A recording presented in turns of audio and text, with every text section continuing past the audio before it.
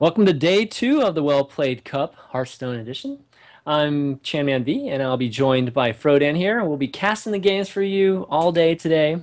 Yesterday we had lots of great matchups, some really great matches too. Frodan, what'd you think of day one? Day one was excellent, Chan man. It was full of a lot of cool, epic moments, some unique cards that we haven't been seeing in the metagame that often, but recently, like Laura Walker Cho. And the coolest part about today, Chan man, isn't the fact that there's a second opportunity, but the fact is the players are allowed to switch decks completely between Oh. today and yesterday. So we could be seeing an all-new lineup from all these players. I'm really curious to see what they're going to bring in day number two. Yeah, me too. I actually didn't realize they could switch decks. That's really cool. I like Yeah. that format. I like being able to do that.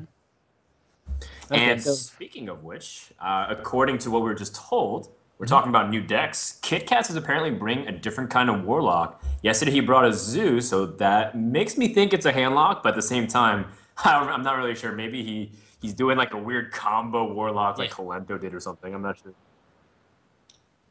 Oh, Yeah, okay, that's well, kind of interesting if they do kind of pull a rope-a-dope where they play the exact same classes they played yesterday, but they change what type of classes. sure. It's That'd not be Miracle Rogue, it's Tempo Rogue, right? It's yeah, exactly. Or Druid, Token Druid versus I don't know the Ramp Druid type of thing. That'd be pretty cool metagaming strategies there. But before we get started, kind of want to get some housekeeping out of the way. We're running a really cool raffle. Well Played is. If you go to wellplayed.org/raffle, you can enter and win some T-shirts, some Rainbow Capitas from Twitch, some coasters from the Blizzard store, and I think there's gonna be 22 different winners. And the way you enter it is just I think there's like 5 or 6 ways to do it. You can follow on Twitter, follow on Twitch, like on Facebook. All those things are listed there, and you can enter multiple times. So go ahead and do that. Give yourself a chance to win. And I believe there's a survey too, Frodan. Is that correct?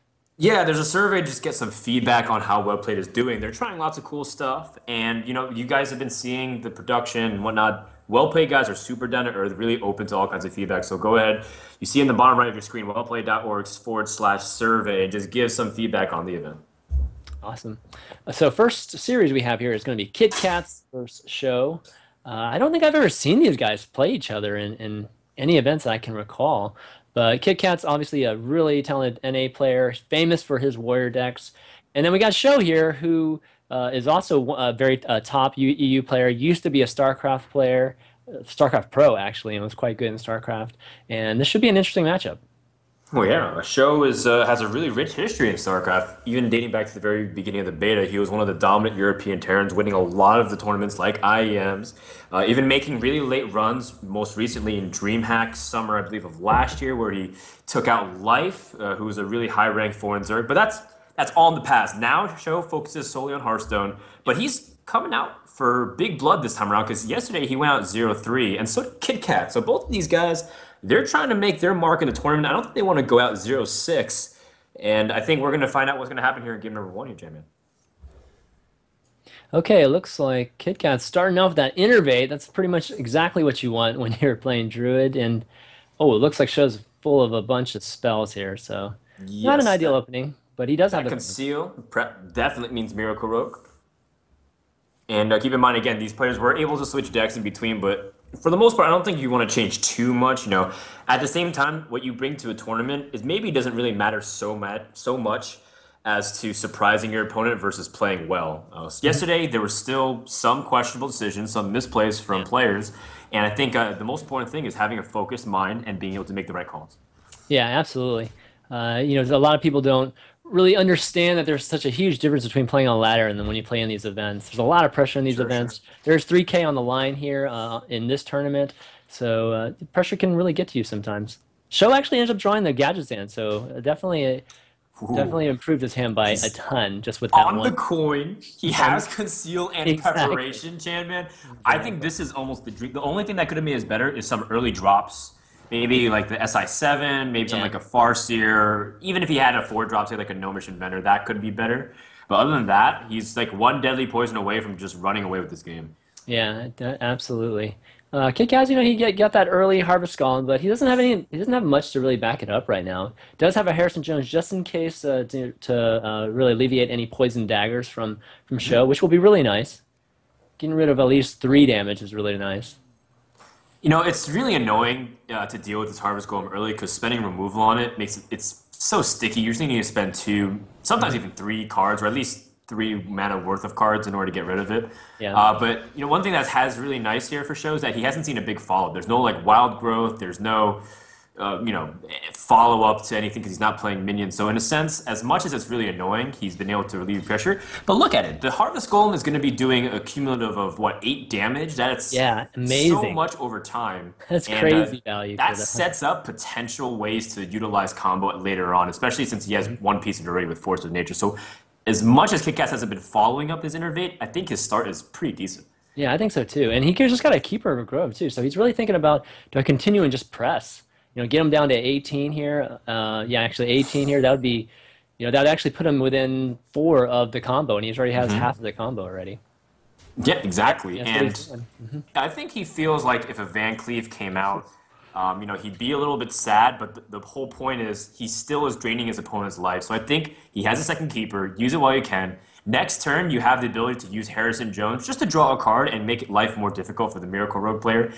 Even if he's not having a Deadly Poison charge, the fact is he has to spend two more mana to spend it, and that could be really annoying for the Miracle Rogue player if they want to get set up. In show right now, he's in this position where he has his late game pretty much lined up for him already. Like his Oh finish my is goodness. is starting to line up already. So he's trying to decide, should I just like throw out the Viscera, let's just get rid of everything on the board and just buy some time until I can get to the next turn gadgets in conceal, or do I do it like right now? And oh Well, wow, double. Second Conceal basically says There we that was go. an excellent call. And Yeah. Second Conceal is interesting. That's starting to being cycled back into the metagame more for Miracle Rogues, Hmm. just because, it's really good in when you have that gadget stand. And when you have it in the mirror, especially, it gives you much more opportunities to set up lethals and whatnot. So Yeah. having that second conceal is going to be Show's key to victory. But again, we see Kit Kat's, is he going to be able to rack on more damage, more pressure? And if Show doesn't draw his Farseers, he can be in big trouble despite having a good start. Wow. So Kit Kats draws a swipe, so he can actually take him down to 10 on this turn, which is getting a little scary for show. Again, like you were saying, I mean, if he gets two down too low, he's not going to even get a chance to throw down that Leroy Jenkins. I like the In that Harrison combo. play though, because Yeah, I did again, too. it not only does it fit the curve, it draws two cards, and he has to spend two more mana if he has Deadly Poison anyways. So it's just Yeah. annoying for Show because that might mess up a drop. Say, for example, if he wanted to clean drop a three mana card, but he can't because he ran out from weaponing up. I think this is smarter to do. Yeah, I have a feeling that Force of Nature, you're not going to even need to wait for Savage Roar. He might just play Force of Nature and really push for damage here. Yeah, he No, represents seriously. lethal if he has Force of Nature Yeah. next turn. So This is pretty Show has to sick. get this. Yeah. The aggro druid. How do you start this off? I guess you just conceal Yeah. first because you're going to Seal, attack, Viscera. Yeah. and then Oh, there's the continue other to shadow step. combos. Yeah. And second eviscerate. I guess you just weapon up and kill off the 2/1, which again, it's like, well, I'm at 12 health, but still, he can't innervate combo, so that's like one thing that's I nice. I think if show, wow, The only way he could lose right now is if he double innervated combo, I think. That's highly unlikely. So I think Show still feels really good. another swipe, If Kit Kats had an another innervate, swipe. I mean, Kit Kats show had an has to be able to innervate. kill him in two turns here. If he doesn't kill him in two turns, then Kit Kats has the damage already, and show can't do anything about it unless he draws two Farseers in a row and shadow steps them, type of thing.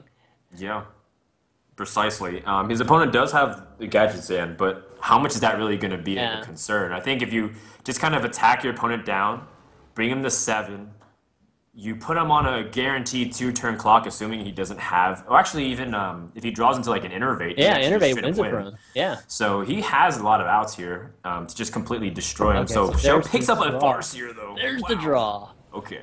Okay, this puts him back in the game. He's going to be able to. He can shadow step this twice if he wants, and I think he's going to consider doing it twice. Yeah, puts him outside of the combo range. What it does stink though is that even if he shadow steps twice, the follow up is still pretty poor. It is. He's But going to have to rely on Edwin heavily to do some damage because he's removing 12 damage right from Leroy Jenkins by using the shadow steps on the heels. You He's realize in a that tough. that Harvest Golem did the equivalent of pyroblasting Show in this game. It did 10 damage over the course of 4 turns. Innervate plus Pretty 7 mana. ridiculous. Yeah, why That not? is crazy. All right, All right. so He's you basically ready? hoping he doesn't have innervate combo, but that's still kind of unlikely. You know, it's not exactly the highest percentage he has it, but Kickats might draw into that innervate eventually and use it later. Yeah. But the most important thing is he's also kind of stabilized, got his opponent within critical health without losing control of the board. And now Kickats, like this is where the power turns really start coming in from Druid usually with things like Ancient of Lore and whatnot, while being able to threaten the board and being able to pick up extra cards. An Innervate comes out from Kickats. Whoa, that was a little bit late, but Wow. Okay, so the question is, he has an Earthen Ring Farseer because he Shadow Stepped it, right? So he really has 16, just next turn if he can get to it. sure. So the question is whether you develop your board by throwing down, I guess, wrathing the Auctioneer and throwing down the Ancient Allure, or do you continue and push? And he's going to get three more, so he can get up to six and go with, not six, but 16. So you can go with a swipe again.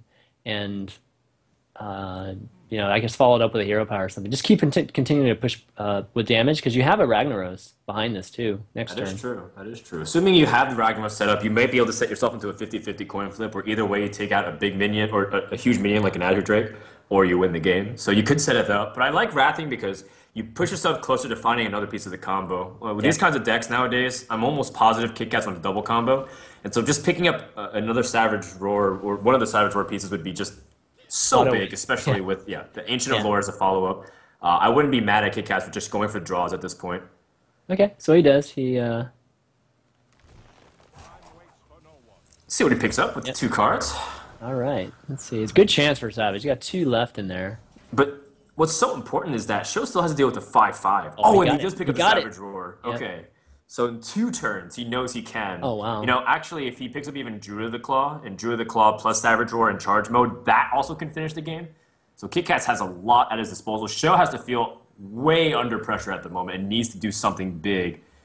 Swing back momentum. Sho drew the other Earthring Farseer, so now he's actually got six heal here, and I think but he's not going to play it. He's just going to go ahead and try to really get establish the board here and give himself a chance to win. Because a lot of times, just staying alive isn't going to be enough to get you a win. And Yeah, he's trying to give himself the best percentage chance to win this game. And getting something on the board right now, I think it achieves that for him. exactly. He knows his opponent used both innervates, so there's no way he can innervate combo Yeah. at this point. So now he has one more turn to kind of set it up, or at least put himself just outside of reach. How does Kit Kats respond to this? He can Well, clear a board. he has a combo. Oh no, he doesn't quite have the combo, but he's used the He, innervate last turn. he So can he, clear the board, but at the same time, it doesn't. He knows his opponent has a Farseer, so he yeah. has to kind of account for 3 extra health. He doesn't know second Farseer's in Sho's hand, but at least have to calculate to put him at what's equivalent to 11 health. Gotta remove it. I think you gotta remove the 6/6 because, again, like without the Shadow Steps, Show really has limited damage. You get rid of the Van Cleef, he might not even be able to kill you at 28. Like period. So I think removing that 6/6 would be really really good at this point, even if you don't establish the board here. How much do you YOLO though? Like, if you just like Argent Commander, for example, and just say you have to have both Farseers.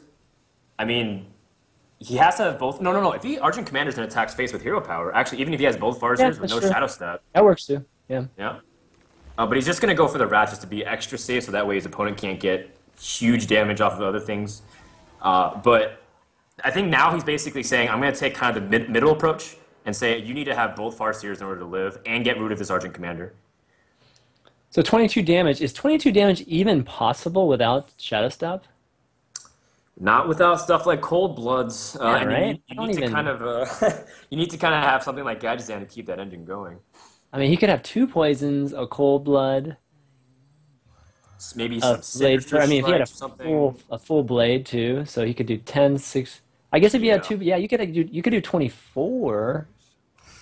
yeah. Yeah, Kind of that's have to pretty tough. imagine Yeah, it's pretty rough. he'd have to spend, like a Blade Flurry here to get rid of the creature. It's again really annoying, but at least Sho lives, and this is kind of like a consequence to Kit Kat's not fully committing Hmm. to setting up lethal for the next turn, and gives Sho a little bit of life, 15 health. He says basically Kit Kats can't kill him this turn because He doesn't have Innervate anymore. Look Two at that. combos is He's got great, two sure. combos. So you could use the Oh, first one just to clear if you wanted to, honestly. But is there a yeah. better way to clear this? Let's see. Well, I think You you could. do use combo because then you have You, it. You use your hero power, do 4 damage. He's out of Farseers, out of Shadow yep. Steps. He needs to kill you next turn with what he has. He could actually. He doesn't even have to use. He doesn't even have to use Savage Roar. He could actually use Swipe there too, and clear it. And he could have used Force of Nature and Swipe to clear He, this he too. could have. He could Yeah. have. No, he doesn't have enough mana for that. He had only God, 9 what is mana up that with me, turn. man? I'm always off by 1 mana. No, you're planning a turn ahead, Jim, and you're I thinking know too. exactly. I'm It's what always you have to one. do when you're playing, but when you're casting, you got to think about the present sometimes Exactly. too. Okay, so All right. So how show. much damage What does he can have? Let's you see. do? He has 6, 9, 10 plus the deadly poisons, so Yeah, there's that's no way. This 14 plus a blade flurry, that's 19. That's assuming he had everything capable of pulling it out. only 19. That's it. I know, right? I Kick-Ass has know. done such a good job putting on Seriously. pressure and not taking damage in response. We're like, wow, he has 19 damage and he still Kick can't kill his opponent. Kick doesn't even heal a single time. That's what's crazy about it. He's in turn 9 with a Miracle Rogue, and he's only taken 3 damage. Well, he's Uh, been healing with hero power, I guess, if that's what you count as Maybe a healing, few but that's times, but not really yeah. healing, I suppose. That's Yeah.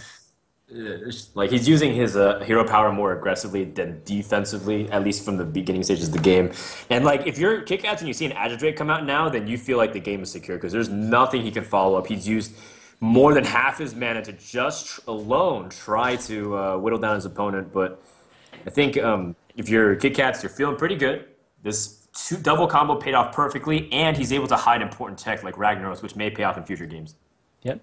And Kikat's going to take game number 1 here, guys. Go up 1-0 in this best of 5 series. Going to go with some style, the typical Druid style here. Oh man, that's Twice in a right. row. God, we see that This, so often now, man. The Druids we drawing do. both of them. Although I usually see a sorry right before the second combo. That's what I've been doing. Whenever I play on the European server, man, everyone You're says so sorry. you're so mannered, or not, actually. Oh, Kit-Kats hits the lethal but misses the BM. But it's okay because it's first game. Maybe he has 4 other games to potentially try Just that. warming up, warming up his VM. Nice. All Where do right, you go with show. your show, Chan, man? Uh, Druid doesn't really have that many noticeable weaknesses, but what would you bring in this response? Because this Druid deck seems to always have a versatility that can take on anything. yeah, I think if he has a handlock, maybe throw out a handlock. Shaman. I think Shaman would be pretty decent against this. Looks like he's going with Warlock, if according to the overlay here, and I'm guessing it's a handlock versus a zoo. What would you go with, Freddie? Yeah, I would love to do. Actually, either iterations of the Warlock seems to be a stronger response to Druid nowadays. I was used to be of the school of thought that Druid was a great response to Zoo, but now I feel like it's evened out a lot more, and maybe even 50-50. But Druid is still a solid choice usually against Zoo because of all the AoE removals and innervates and Cupid the Grove. But if Yeah. Cho, you really can't. I think the scariest part about picking Warlock is you don't know what kind it is. And yesterday we saw so much success with Zoo. Yeah. What if Sho switched to the Zoo from his handlock and he can surprise his opponent? Kickass has to be on his toes. Yeah, no, absolutely. Actually, I think we had pretty decent success from both Warlocks, but yeah, Zoo was definitely the story of day one. Sweeping series, really, really cool. With the Lore Walker Cho, seems to have had an effect too. I think Lore Walker stole a spell every time it was played, I believe. And Right. in this matchup too, it's very likely it steals A a wrath, wrath, maybe right? A like wrath. if your opponent's super desperate, maybe an innervator or a swipe or something like that. Yeah, Yeah, imagine it's tough, that. man. The dilemma it actually puts on your opponent when you play a Lore Walker Cho is so great because it's so consistent with what you're trying to achieve as a zoo, with a zoo lock, which is continually snowball damage, right? And Lore Walker Cho is essentially a taunt with the ability to steal spells. Crazy. Right, and what Cho like it does kind of depend on drawing it early because late game Lord Walker Cho, it's like you can steal a Force of Nature Savage Roar, but Yeah. you might just die, so it might not matter in that consequence. But it's an interesting thing that has been thrown into the tech wise, and I'm kind of curious to see how people are going to respond to it. Usually, you kind of push out minions to kill it off, but we've seen people take conservative approach, like what Taj did yesterday, Yeah. or Tice, excuse me. He didn't really work out for him for that game specifically, but Overall, I think people won't be surprised as much on day number two because now that they know it exists, they can kind of play around that.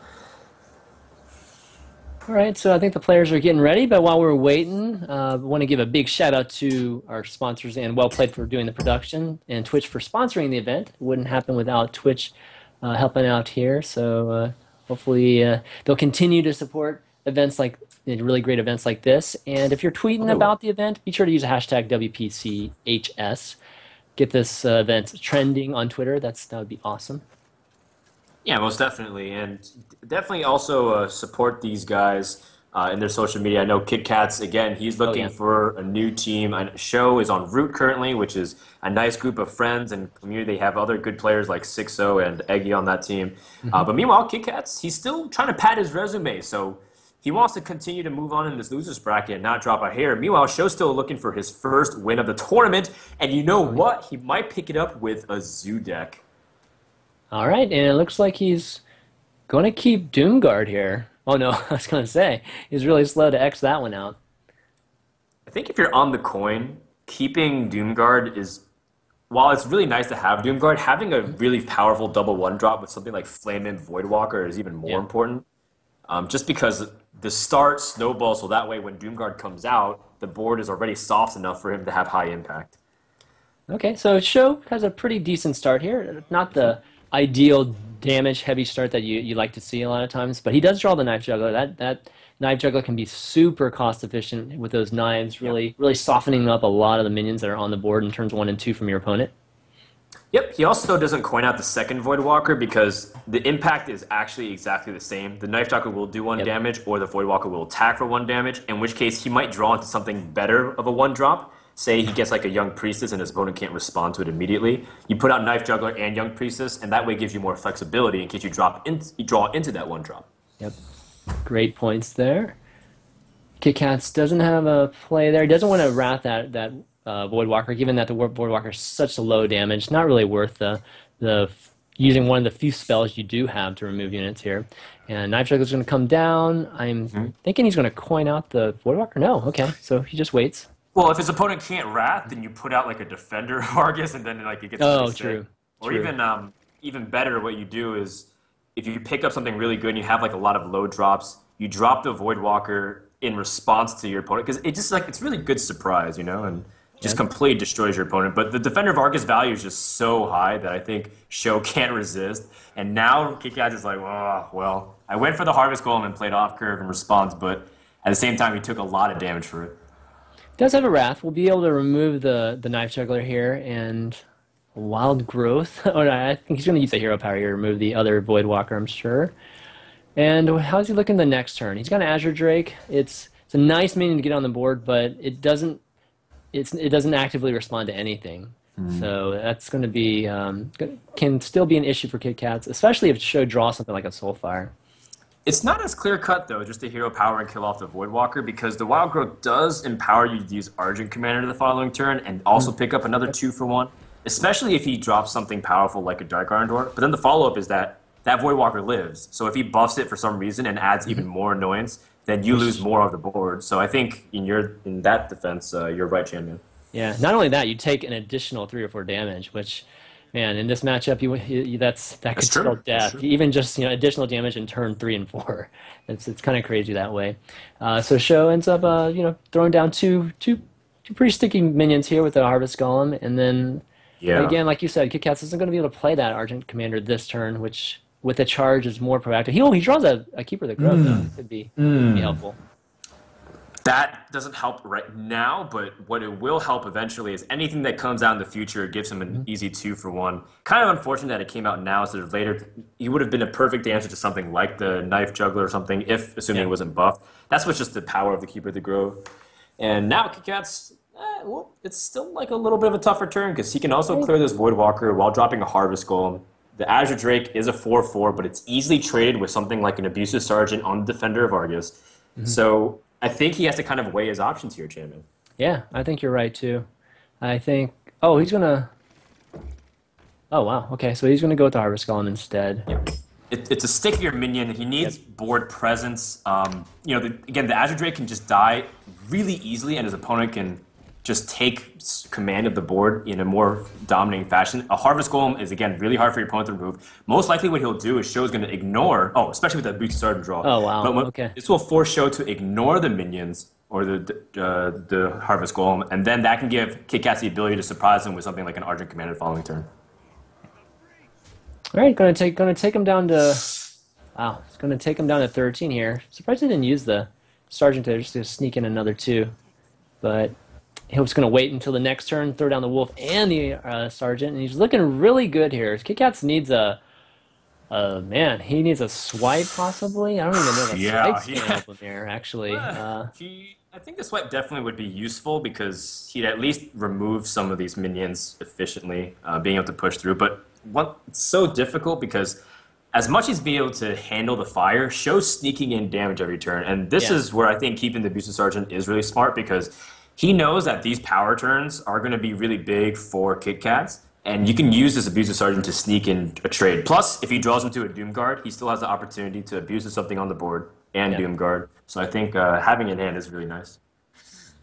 All right, so this turn, tough turn for Kit Kats. I'd be looking at Force of Nature here to remove as much of this as possible. The Argent Commander does nice, can remove the Argus, but it's not going to do much from the standpoint of removing. It's not going to remove any of the other minions, which is going to allow Show to continually buff, continue to set up some even better trades, or even just push damage here. So what would you do here? I think I would go with Force of Nature myself. Yeah, the Force of Nature, well, okay, if you Force of Nature, you kill off the two, you have 8 damage, no, 10 damage to spread around. You're able to kill off everything. Well, I guess the drawback is that Force of Nature gets to kill off the damage golem while Guardian Commander doesn't, but he puts a 4-2 on the board and Yeah. it leaves a 2-1. So I think in that respect, Kit Kat's rather just go for it, and then he can draw into something like Swipe or whatnot even later. Okay, I that's think fair. either one is okay. Still not All right, so Show's really close to lethal here. He's got, no, actually, let me see. He's got 5, 9, 9, 11. He's 11. got 11 Yeah, he's damage. got 11. If he drew into Soulfire, that actually would have been game. All right, so I'm thinking he's gonna probably trade into that Argent Commander just because there's just so much value with the Divine Shield. Yeah. Oh yeah, absolutely. You just Oh, that's so juicy. The damage golem gets to trade into the Argent Commander, yeah, and then you get to pick up. You use one creature to do heavy damage. Most likely, value the Divine Shield for maybe Shattered Stone Cleric. I think overall, Show feels very comfortable. He still hasn't even hit some of his most powerful cards yet, like Doomguard or yep. Soulfire. He's got Or Soulfire. lots. Of Yeah, ammo. he hasn't even used the Soulfire yet, so 4 draws potentially for the Most win here. definitely. Yeah. All right, so he's gonna up this. Gonna get 5 damage from that. Another 4 from the Sergeants if he wants to use it here. Gets him down to 4. I think he might even. Yeah, I wouldn't be mad if he just ignored this damage golem. Yeah, I think I would have ignored Went it. for a lot of damage because then you pick up so many ways. Oh, Whoa, whoa, whoa, whoa, oh, whoa. Show. Whoa. Oh, I think he missed damage here. Oh, buddy. Whoa. Yeah. Okay. That's too bad. He's got to play Argent Square here. That was definitely a misplay there. Uh, I think I'd also put the Argent Squire on the far left, so that way when the 1/1 inevitably dies, Yep. it slides in. And if he hero powers it down, for example, that Argent Squire slides in anyways. no, that's a great point. Yeah, positioning is so important. Typically, it's not quite as important in this matchup as much as something like the Shaman matchup where the Flame Dance item is so important. But no, that's an excellent point, Rodan.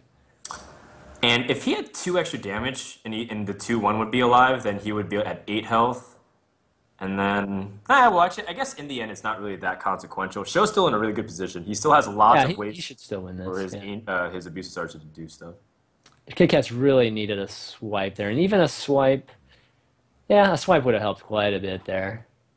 Let's see if he runs a Force of Nature here. Man, he only gets rid of 2 minions here if he runs a Force of Nature. That's unfortunate, and he Yeah. can't even hero power behind it either. No, in which case you can make an argument that it might be better just to play Druid of the Claw because it accomplishes the same kind of idea of the minions so? attacking. What do you think Well, about Keeper of the Grove? Keeper of the Grove and hero power. Well, Kill the wolf. yeah, I guess. But then you have a 4-2 instead of a 2-4. Like Force of Nature, effectively, it has to come out here because you have to kill off whatever you can and just limit his opponent's damage. It's just that right now your options are just so bad, and every single point of damage, I would argue, is really important. So maybe in that regard. Doesn't even There matter. we go. And there's the finish with the Doom Guard. He had a really high chance of drawing a winning card here. He had four draws with us two Soulfires and the two Doom Guards. Two draws too. So Show ends up tying it up with a win with the Zoo deck, and it's 1-1 in a best of five series between Kit Kats and Show. Good stuff there, man. Zoo again showing its power in this event. It's crazy. It is. It always can just steal games as well. As much as Zoo always kind of, people obviously don't like playing against it. They feel like it's, a lesser skilled deck. But at the same time, as much as these criticisms, Zoo is also, they have all these little small details that make it a little bit harder if you can push yourself over the edge. And as you said, those small little whip damages counts ends up pushing Show into a very comfortable range where he can just draw anything off the top and just win. So as much as people look at that Doom Guard like LOL top deck, at the same time, Show also played a pretty straightforward, solid game to position himself to be that lucky. Yep, that's very, very true. Yeah, the Zoo deck definitely gets the short end of the stick a lot of times. I think when people are talking about it, because I think at the lower levels it does have like a huge variance for error, like a margin for error. You can make some mistakes and still run your opponent over. But at the highest of levels, which we're looking at, every bit of you have to play it correctly just to get that extra turn. Like you have to have that lethal at optimal and on an optimal turn, because that's the difference a lot of times in these type of games between the highest, the best pros in the world. So there is quite a bit of skill playing Zoo too, just to the optimal levels. Sure, Okay, sure. Kit And Kat's with let's see what Kit is able to do with Miracle. He picks up two really important things. He picks up an answer to Zoo with like yeah. backstabs and even a Thanos Shiv, as well as the coin. So those kinds of things will be really nice. He still hasn't picked up SI7 though, but he has another 3 drop, which at least gives him something to do rather than hero power pass, which is Yeah. something often Miracle Rogues do if they don't have good draws.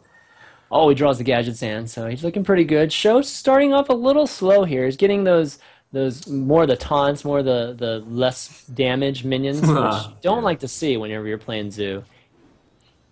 Yeah, and the Young Priestess is kind of annoying. It's going to buff one of these creatures to slightly out of Blade Flurry range. Yeah.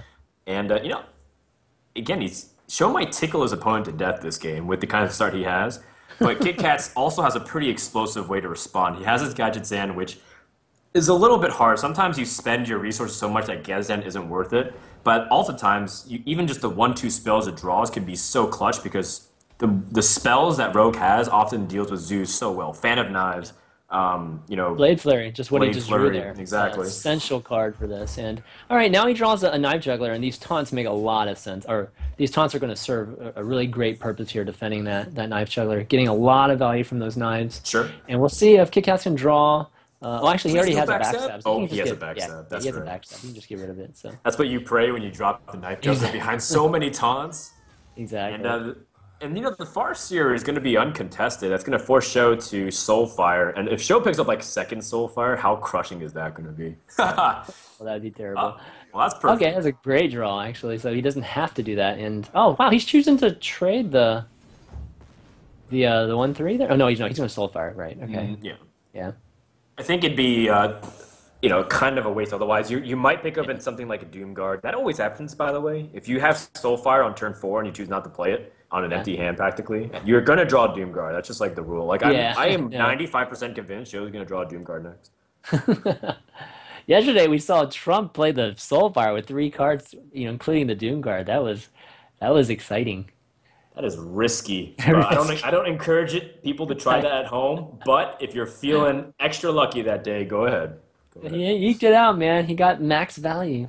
ahead. He achieved it. All right, Kit Kat's turn 4. He's looking at what's he thinking about doing here? He's looking at trying to remove some of this at least. think sapping the 4/4 is kind of what you have to do. His opponent, it's still 4 mana worth of minion, even though it's 2 damage right back to you, assuming he has a minion. But just do what you can. Set up for a potential Blade Flurry as well. Weapon up, have the Deadly Poison plus the Thalanos and the Blade Flurry the following Yeah. turn, and maybe you can make magic happen. Yep, so he equips the weapon, gets that exact combo ready next turn, and this is going to be really powerful for him. He's going to be able to clear the board and then just have a Gadget Sand turn right after If it. it buffs the Dark Iron Dwarf, oh Oh, no, it no, buffs missed it. the one Blade Walker without a health buff. And then Oh the man. Blade of Fury coming down. Oh my god, that is perfect. Kit Kats must be yes, squiggling right now or giggling right now. Squiggling, I don't even know what that's like squealing and giggling. Squealy. It's a combo. Because he's so happy that the buff did not keep one of those minions alive. That's huge.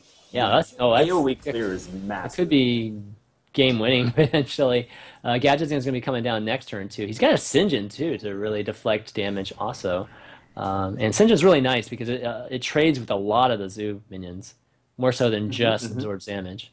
So it's really cool, Exactly. really You great play that way. value. Wow, Oh, he but a gets Doom Guard off the Guard top comes from down. Okay, show. that's going to Yeah, I was help one quite. card off, Chan Man.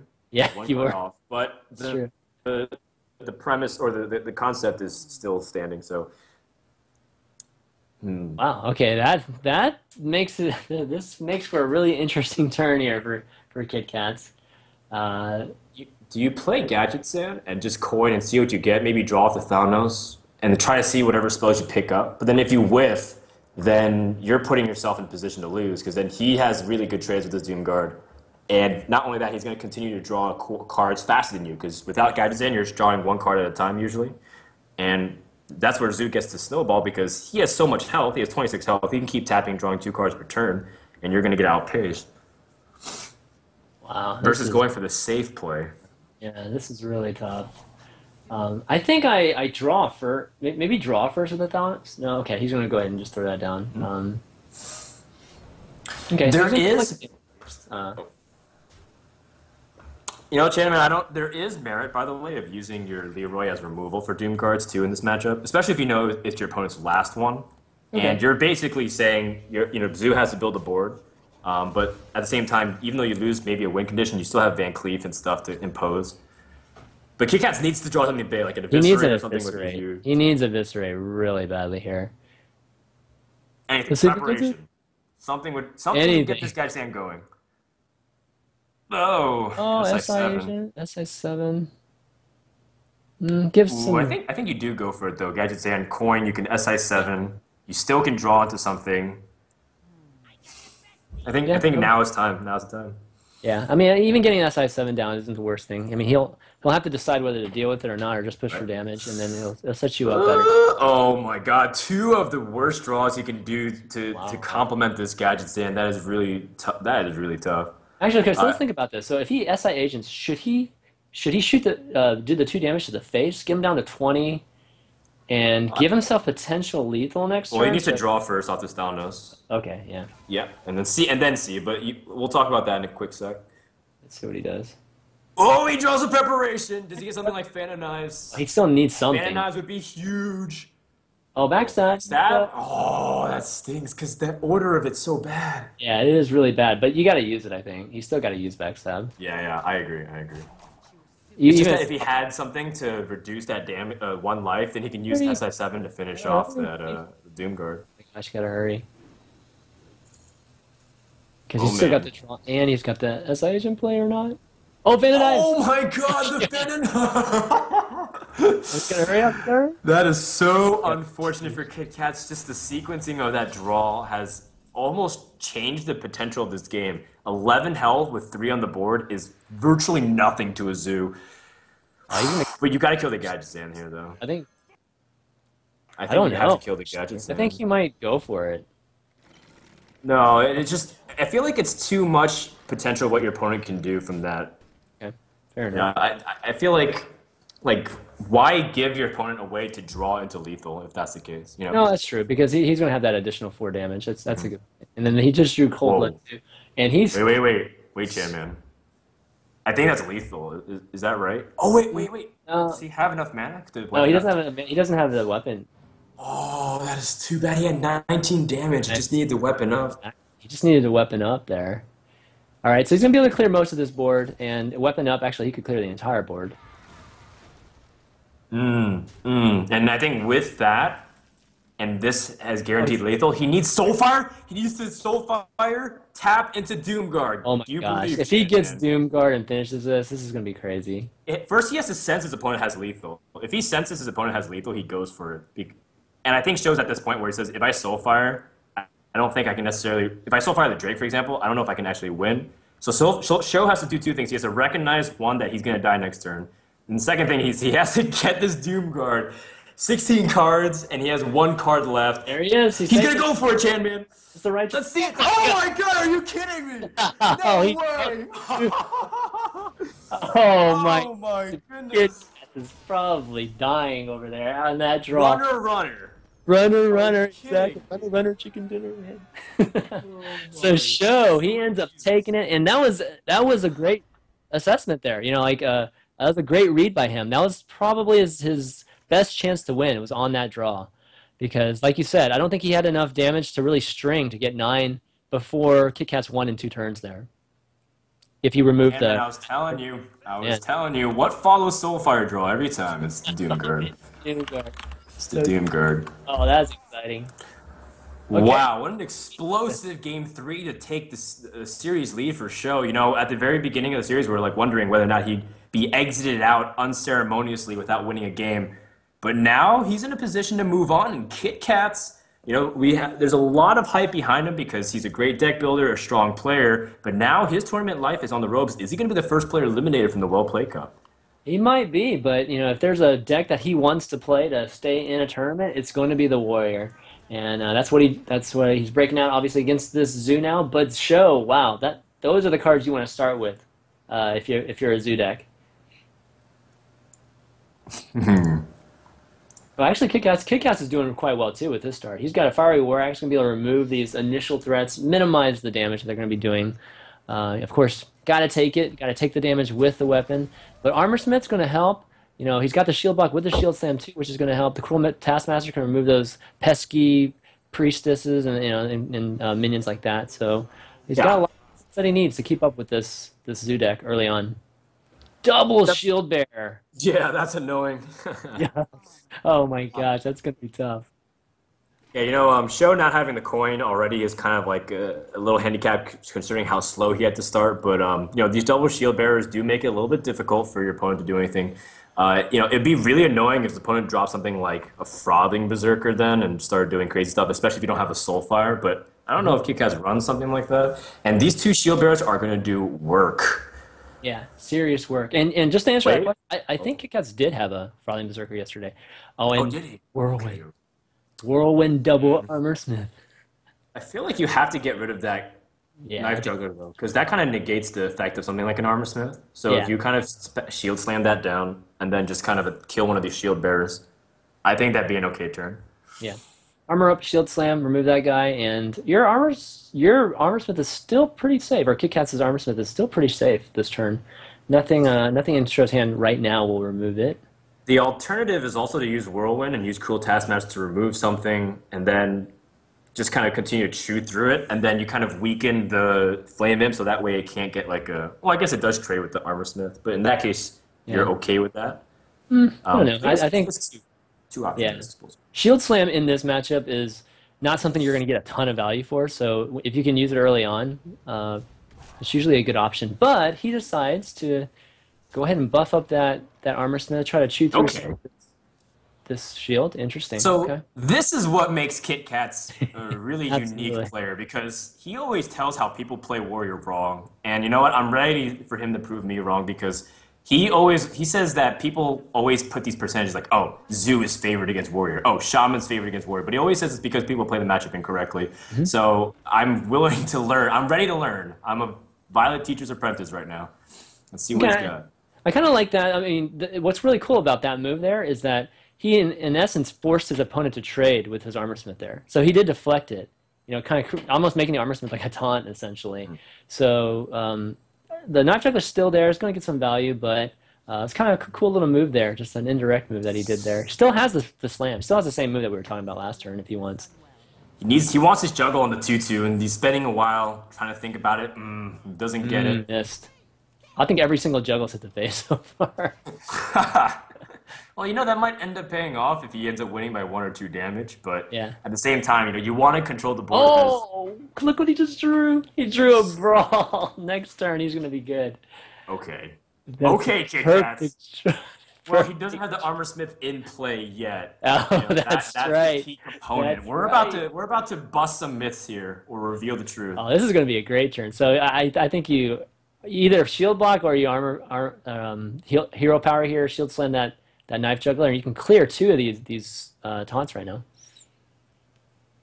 Yeah, I think that's definitely at least the safer route to go. Opportunity cost of not using your hero power. Say if you use shield block here, sure you use all your mana, but you lose out on 2 armor you would have gained, assuming you can hero power every turn. But that's the way you kind of play against burn. I'm not sure if that's necessarily the way you want to optimize for zoom per se necessarily. So it's kind of like a situational thing. Yeah, I know what you Instead, mean. Kit Kats once again leaving Oh, the knife jugglers. dude, he's setting up the brawl. I'm telling you, he believes he believes in it so hard, man. I'm telling you. I think if show's able to read this correctly, like maybe you drop a minion, if it hits the armor smith, you kill it with the 3/2, because Yeah. you don't want to let your opponent brawl the following turn. Well, this is That's what you interesting. gotta be worried about. If you let the knives shoot, Kickass is going to gain an armor every time it hits something, right? So, Sure, sure. So you see if it hits the armor smith. Oh, it does! And now he's gonna be able to trade it, so that's a really effective thing. And then from this point on, you just kind of clear and go for face, I say. yeah. And Sho goes ahead. He just overextends at this point. It's like the decision that you make with the zoo a lot of times, where they just to go for the just go for the kill and hope that Kit Kats doesn't have a brawl, but he does have a brawl in his hand, and doesn't have I the think armor he's gonna smith. have to rely. He's gonna have to rely on the cruel taskmaster. It's the cruel Here we go, taskmaster. baby. Does the cruel taskmaster have the magic of the armor smith? Let's see. Oh, it's lagged on my screen, Tam. You have to tell me what Screen happens. slagged on my screen too. Crap. No, come on. This is the cliffhanger. There we What go. happened? Did it Oh, win? look. Oh, Oh, okay. I didn't see it for a second. The 3-1. shattered Sun Cleric. Not too bad. Still clears out the majority of the board, but Well, the it armor was would have. the worst target I think would have been the Argent Squire with the shield because he can't actually kill it, and that would have been annoying. But this is the second worst option in a sense because he didn't. It has 3 attack, and that might end up being the minor difference that ends up pushing Sho over the edge if he needs to reach for damage this game. Oh wow! It's just so fortunate that he wasn't able to Argus this priestess here. That would have been really good for show there. So now Kickass is going to be able to get like a 2-for-1 with the Kor'kron. Okay, Soulfire. Yeah. Kind of annoying. Defender of Argus is basically a a 4 mana River Crocolisk. Another Soulfire, and he can wait. He's got plenty of mana. That whatever he draws next is likely going to be played, unless it's a Doom Guard. I'm telling you, Chan man, he's gonna reap the karma from the previous game and get Oh, the Doomguard next draw. You heard it dude. here first.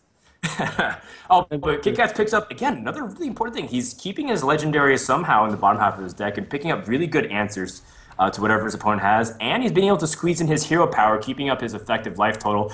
This Black Knight might not be as effective considering he's seen 3 or 4 taunts already, plus the Defender of Argus. Yeah. But at the same time, I think he's feeling pretty good because it's still a Yeti that his opponent has to deal with. All right. So Sho draws two really good cards there. Got a Harvey and a Shattered Sun Cleric there. So that board's not going to be very easy for Kickass to remove.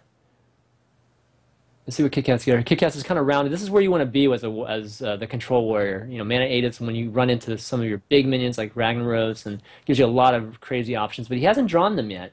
Draws a slam there, can give him an option to dig for something here. Yeah, he can clear board with the Black Knight and put Black Knight on the board. He can Shield Slam, Whirlwind, and then kill off or something. And just play the Black Knight. He has the mana to do it. That Okay. is the obvious play. But Kit Kats again has been thinking a little bit further than we have been so far in this game, and he's been able to come out of the bush pretty much unscathed. 24 health is really, really high relative to how late it is, and Zoo can't keep tapping because if you keep tapping late into the game and your opponent just has Grommash, you might tap into lethal range. No, And so yeah. Sho is going to be running out of time soon in order to end this game. Okay, so I'm going to use the Shield Slam. Again, the Shield Slam typically doesn't get like a ton of value. Even getting 7 damage is pretty amazing for the Shield Slam in this matchup because normally Zoo's keeping your armor down completely. Mhm. And okay, so he throws down the shield, Okay. throws down the Black Knight. Oh man, there's an Just ooze missed inside it. of that is too Just bad. missed it. That is too bad. And I think you do have to play it. Yeah. It's really annoying and unfortunate that you have to do this show.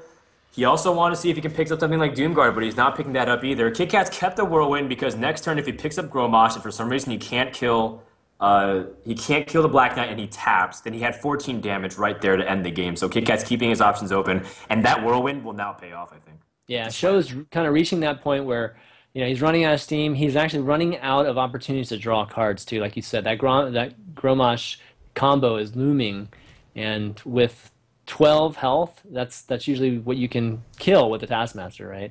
So we'll see if he ends up tapping next turn here. Ooh, he picks up the Oh, Acolyte of Pain. Acolyte double whirlwind, or is he gonna save a whirlwind? That's the question. Let's see. Let's see. I think he doesn't have enough mana to play the second Whirlwind. Yeah. Oh, a Gorehowl. Okay. Oh, but he's so happy to see the Gorehound now that it comes out after the Oh, ooze look has at been played. this. Wow. Okay. This is a very good turn for Show here. And that Acolyte also taking 4 health. I think Sho doesn't want his opponent to draw 2 cards, but that stings having to miss 4 damage again. Mm, The yeah. opponent's at Oh, 26. another Acolyte. Oh, and Oh, there's Grommash. all right. Okay. So he's got some things to work with here. Can All right, what he? do you do here? Man, do you just Hmm. use Grommash to remove some things? I mean, there's two taunts here, so obviously you don't have the combo yet. Or do you could execute the ooze. Yeah, that's going to take a lot of damage from just trying to Gorehowl and knock through that Divine Shield. I The think you want to save execute in case. Well, actually, he's almost out of taunts, right? So at this point, he only has, I think, one more Voidwalker in his deck, and that's his only taunt, unless he has another weird thing that hey, Kick-Ass isn't expecting. In which case, this execute might be used as the finishing move, and with that in mind, you okay. use something like the Whirlwind Execute the next turn, and you use the Gorehound to set it up. In which case, you hope that he doesn't do 26 damage over the course of 2 turns, and you have a Gorehound and you have a Gormash finish the following turn. Yeah, I can see that, but this turn is okay. Okay, so he's going to go ahead and yeah, Yeah, I think the Acolyte. Gorehound comes out. That's right. You challenge, and then you also most likely will draw with this Acolyte, so it gives you another option. And then you have Yeah. Whirlwind Execute to get through whatever taunt is being brought up. Plus, Show will tap, so you don't even have Oh, to do wow. damage. That's a lot of damage that he's got on the board right now. He's going to have third. Oh, actually, just going to trade into the Acolyte first, and then. What Yeah. Unfortunately, do it's you not think going to about matter. that? Do you think trading into Acolyte was smart? He just let go of four Well, I damage mean, into at the this point, I base. think he doesn't want his opponent to draw into Grommash. There's a small chance he hasn't, but KitKat has one here because he will be able to attack into the shield, Oh, sure, sure. Whirlwind Execute, and Yeah. then from that point on, just be able Hmm. to clear the game. All right, yeah. And that's the finish. And Kit Kats ties it up 2-2, and in a best of five series, he's looking good with that warrior, man. That was a really close game there. Uh, Yeah, pretty showed tight. yeah, shows you some great cards there at the end. Almost pulled it off. But what's Show going to pull out at the very end here? Yesterday he was running a Druid, with the Rogue and Warlock, but we'll see if he changed it up today. Despite the fact that Kit Kat's had both shield blocks, he's been armoring up most of the game. He ended the game at 9 health because he had to use a lot of it with weapons. That's great. That, again, just shows you how much power that the Zoo deck brings. People should not be underestimating this any longer. People are even Yeah. making jokes. Zoo's so good, blah, blah, blah. But now it's gone down to the Druid deck here from Show, and he's already playing an interesting, different version than we've been seeing normally. We've seen Karen, we've seen Mark of the Wilds. Is this a ramp druid that we're coming out of Show? Possibly. We've seen lots of hybrids, right, with Druid. Mark of the Wild definitely is an attribute of a Ramp Druid, and I love this matchup. I love watching Warrior versus Druid, so I'm really curious to see who's going to get off to a really quick start. And it looks like Show is probably going to get off to a quick start with the Whoa! Intermate and a Wild Growth, and Wow! he's got 2 5s sitting there too. This is going to be pretty amazing for him. That is disgusting. That is pretty The disgusting. top deck, the wild growth, it just gives you so much possibilities. I mean, it's over the next 8 turns, he's going to have an extra mana, so he's going to have 8 more mana to fit in plays. Yeah. Kit Kat's, I think one of the things that you want to do as a warrior is to get pressure on the druid. Get those acolytes, taskmasters, armor smiths on the board. That's definitely one approach to do it. Another approach is just to kind of armor up, get ready for a lot of those big minions. And if you have a lot of removal in your hand, like shield slams and execute, just kind of position those really, really well. And he's got the choice here. He's actually got shield block and shield slam as well as those minions I was talking about. So it'll be interesting to see if he tries to get that acolyte out. Yeah, there he goes. Yep. Now, all he does is hope Show doesn't have something to immediately kill it, or even worse, silence it, and then obviously doesn't get any draw. We've been seeing how Warrior is highly impacted by the lack of draw early game, but there are ways to recover from it. It's not by all means the game-defining moments. Yeah, as long as you get one, I think Kick-Ass is actually completely fine just getting one from Acolyte. Because on Pro Corner, I was asking him like how Yeah. important is guaranteeing more than one card from an Acolyte, and he's like, it's not that important. So I'm like, okay, It's cycles, that's what it ultimately does. It's just a 3 mana loot hoarder sometimes, but Mhm. at the same regards, it does soak up removal. It took a wrath away, which is really nice considering that he has some minions in his hand that he doesn't want to. And the best thing is that he got his second acolyte yeah, just he now. literally recycled, so Yeah. he got it back. Oh, he got an Armor Smith too, so this is really nice for him.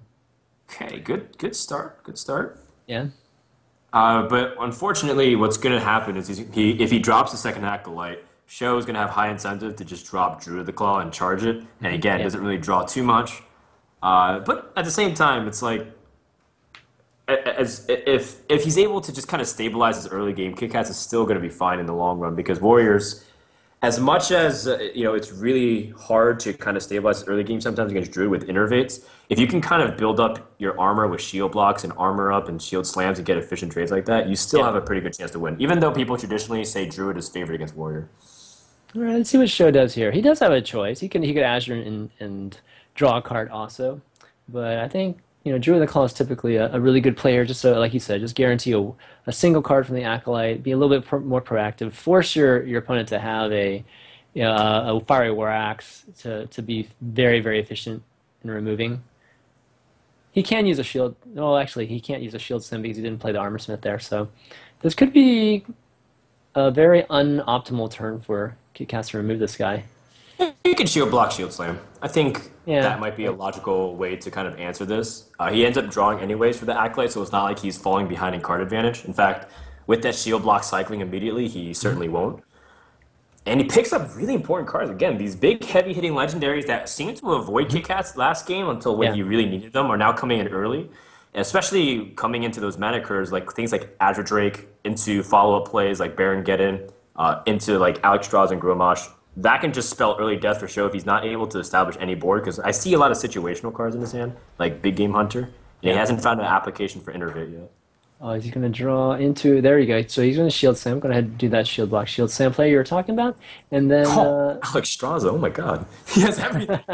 yeah, he's got everything in here. It's the straight up control warrior with all the good stuff at the end. Double Harvest Golem is going to be really strong for Show here. Kit is going to struggle to remove this. At But this Azure point, I'm Drake, wondering what perfect else timing. Kit Kat needs at his disposal. He has Gorehau, he has Alex and Grom, he even has some clears. Oh yeah, why not? Why not the Black Knight? Join the party. His invite was sent out, right? Well, if it is indeed a Ram Druid, then we might see some big taunts at the end. So Black Knight could be amazing for him. But all we've seen so far is the Marco Wild. So I'm not sure if it's the variation with the big taunts at the end. But this is going to be a tough ward for him, and he's not that close to Baron Geddon, which can kind of help you kind of match up all the, just kind of soften up a lot of these guys and just have Baron Geddon remove a lot of it. Sure. So he's going to have to use Kor'krons. Actually, Kor'kron's a very good draw here. Yeah, you can remove it. You're certainly not behind in cards, so playing a little bit inefficient in terms of Azure Drake cycling and cantripping, and you kind of sacrifice a minion. That's pretty okay. I think you don't want to give Druid an ability to burst, right? Yeah, Let's say you, for some reason, you leave your minions up on your opponent's board. If he innervates Savage, Roar, Force of Nature, yeah. that is way too much damage to be taking. Like, as much as you're at 29 health, like you never ever should underestimate what Druids can do with Innervate and Force of Nature Savage Roar. Yeah, I think Corcoran would be a really good player. And I guess the question is whether you play an armor smith with it, get like a couple armor as you're removing some of the board here, or do you play a taskmaster and remove the damaged harvest column so that all that's left on the board is the harvest column for show here. I like the cool Taskmaster play because if you're going to commit to removing the board, you might as well go all into it. You're not Yeah. really, you don't even have a shield slam, so it's not like you're building up something into it. Are Yeah, you really afraid of a 29 or 31 health lethal next turn? yeah, I I don't I think hear you. so. Yeah. I agree with that. And it looks like he is going with that play there. And show, see what choices. He's got an innervate there, so if he draws like the double Savage Roar, it could get pretty interesting for him. Ooh, actually, the swipe will be a really Yeah. good turn for him potentially next turn if the Azure Drake stays alive No, too. you can Actually, he's gonna do it innervate it right right now. now. He's gonna do it right Exactly. now with the innervate. Yeah. Especially with a Force of Nature, just has to draw into Savage Roar. He has Cairn, which is actually very difficult Oh yes. traditionally Oh for the God. ward to remove, but Gorehowl Right. does end up presenting a response to that. Kit Kats has to kind of be a little bit careful. Now he's starting to run out of health. He doesn't have the room to just continue armor up. He has great quality cards in his hand. In fact, I'm very jealous because I'm laddering on EU and I don't have half these cards. But Kit Kats, can he find the mana and the time to play all these things? Does he Yeah. have the space? It's getting dangerous for him right now, quite honestly, because 22, he takes some more damage if he decides to play Goral here. He's going to be definitely within range of the Druid to potentially finish him here, especially with Karen coming down, because Goral is usually the best way to remove Karen. Generally, because there's no silence in Yes. the warrior, and it's the most cost-effective card that you can use against a warrior. So this is looking pretty Oh wow. scary for Kit Kats right now. Two Death Rattle minions, so it's really difficult to remove them. And Yeah. if he threatens a combo, which that's exactly what it is, Kit Kat's he's under the gun. He has to think of a way to get out of this. He needs and he doesn't even have things like execute to easily deal with like the Karen. You can Yeah, stash that's it what he's down, missing. That's what he's missing right now. execute. Wow. So I Wow. think this is rough. I mean, I think you might be even thinking about Alexing next turn yourself, potentially, believe it or not. It might have to if his opponent just Yeah. whittles him down. Uh, And in this respect, all of his minions are a little clunky, and especially like Baron which hurts himself. Black Knight and Harrison are way too expensive relative to the stats you get. And so you might just feel like being defensive, Armor Smith, Cool Taskmastering, and then like killing the Cairn or something. I don't know. All these plays are bad. And, I feel yeah, like Kit Kats is in a I, really unlosable. This is the last game too. Like either one of these guys, yeah. whoever wins, moves on. This feels so bad if you're Kit Kats because you just feel like you're at the mercy of your opponent. And this is a good read by Kit Kats. I think Kit Kats knows that he's in range of possibly dying this turn since there's already 6 damage on the board. Even just the Force of Nature by itself, is scary. So he's going to go ahead and opt for just throwing down, Sure. yeah, just throwing down some armor. Or actually, he armored up first, and just removing that single harvest column. I think you're right in the sense that he wants to plan to use Alex Straza. So rather than give armor to himself to keep his armor health artificially high, he lowers it down. I think actually it's kind of inconsequential either way, but Yeah. maybe that's what he's thinking. Actually, I'm convinced Well, of it I'm pretty because sure when that's what he's thinking because he armored first. Usually don't armor first. that's what I'm saying. Because also the follow up is he has Gorehowl. So what happens is if his opponent's unable to kill him, he lowers his own health as low as possible and then bounces it back up with Alex Straza. Yeah. All right, and Ah. show and removing all of these armor smiths. Oh man, Show is all in on this combo working right now, and he also recognized that Kit Kat doesn't have a way to easily remove the Cairn. So he says, well, obviously he doesn't have like shield block, shield slam, so hopefully he doesn't have it this turn. But And in that respect, I think Show is setting himself up to potentially win, but it is pretty dependent on the draw on the top of his deck. So this is going to make for a really interesting turn for Kit Kats because he could actually just make a power move here and go for Alex Strazing Show and setting up a potential draw for a Grommash finish. Or is he going to try to just remove as much as possible on this board? This is going to be an Well, you have to interesting- wonder. You have to wonder because he had the opportunity to combo. Is he missing one of the combo? Is he missing both of the combo? If he has just Savage Roar, is that enough to actually kill him? Say if he has something like a swipe and a savage roar. That might actually kill him. So KitKat still has to be really careful in that respect, not to just underestimate his opponent, saying like, okay, well, you obviously didn't kill me with the full combo. Maybe he has pieces of it, in which case he still has to be respectful of it. Yeah, no, I hear it, but it's like, what are his choices here? I mean, he doesn't have much of. I mean, the Karen's gonna Bane's at the very least gonna be back on the board if you remove it with say a Grommash, or I don't even know what you would do with that. So I don't even know if it gives you. You could try to set up the damage pre Alexstrasza, you know, and potentially end him with the Alexstrasza play, Hmm. which I think that's what he's trying to go with here. Um, he'll probably swing at the Yeti, I'm imagining, or either one. Hmm. Yeah, I mean, they're both effectively yeah, it's the Yetis. same thing. And again, KitKats is basically saying you have to have it. He might even force removal from his opponent if he can't deal with this immediately. And Mhm. as Sho was able to, but if Sho picks up the combo piece, which he does, He does. oh wow, Sho Oh advances wow, what a to the next oh round with man. another top deck to save the game. This is bananas, and now KitKats, he is out of the tournament once again. All of his meticulous calculations to stay alive and plan out the next two turns, assuming his opponent couldn't deal with it and had to take the damage, he had a play to potentially swing the game. He has Alexstrasza, he has plenty of great ways to answer it, but in the end, falls short, and Sho advances to play Trump in the loser's bracket, round number two. Amazing draw, man. That's two games in a row there. We got or two games That's from that we had some just last draws that ends up finishing it. Yeah, I think Kit Kats would have had yeah, he would have been in a very good situation if that if he didn't draw that card there because like you said, lots of power still left in Kit Kat's hand while Show was starting to run out of options there. But yeah, Show's going to move on. Kit Kat's unfortunately is going to be our first person eliminated. And next up, we got Reynad against Tice, which is looking like a pretty interesting. It's a pretty captivating matchup here. Yeah, I'm really interested to see, if Taj can become the Tempo Storm Slayer in a way. He just climbs through Reynad and climbs through Tides.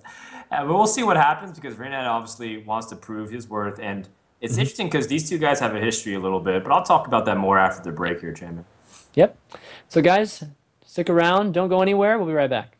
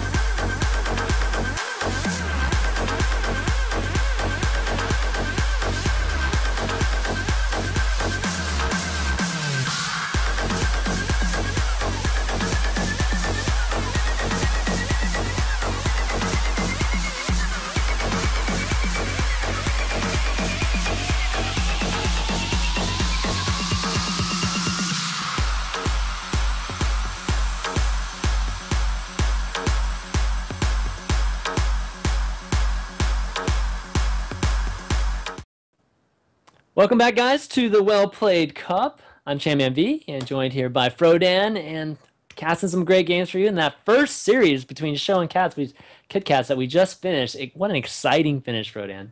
That was ridiculous. Show showed some superstar sense throughout the entire series, even going Hmm. back to that Zoo versus the Miracle Rogue game where he was staring at if he soul fired the Azure Drake, he was staring at 4 damage. He has 20 life. How does your opponent have 16 with like 4 cards in hand? But he says this is the moment I have to go for it, and he Yeah, gets the Doom Guard top card. It's a top deck. It was a really amazing series overall, but now we have to move on from it. Kit Kats is the first player eliminated, but he played a hell of a series, so better luck to him next time. Now let's yeah, focus a little bit on absolutely. these two players, Tice and Reynad. Chairman, talk to me about these two players. Well, this is I think one of the best matchups that we have, like I think today, Tice, he's one of the best EU players right now, arguably the hottest online player in recent history, winning 5 Zotac Cups, lots of reigns on the King of the Hills around the community, and I think amongst the players, he's regarded as one of the best EU players right now too. Reynad, of course, all of us know the community, obviously following Reynad, knows that he's such a talented deck builder. He's had great results recently too, finishing top 4 at DreamHack, and always a lot of fun watching Reynad play here and seeing what he breaks out. And I'm curious to see if he's going to play a different deck today. I think he is playing a different deck, but we'll talk about that when that actually comes. Okay, cool. Reynad, he had the most explosive, fun game yesterday, but he also had one of the weirdest follow-ups we've seen, Yes, where right that. after he won an almost impossible Shaman versus Warrior situation, he Hmm. goes on and he plays with a lot of assumptions and throws the game following by doom hammering himself to death.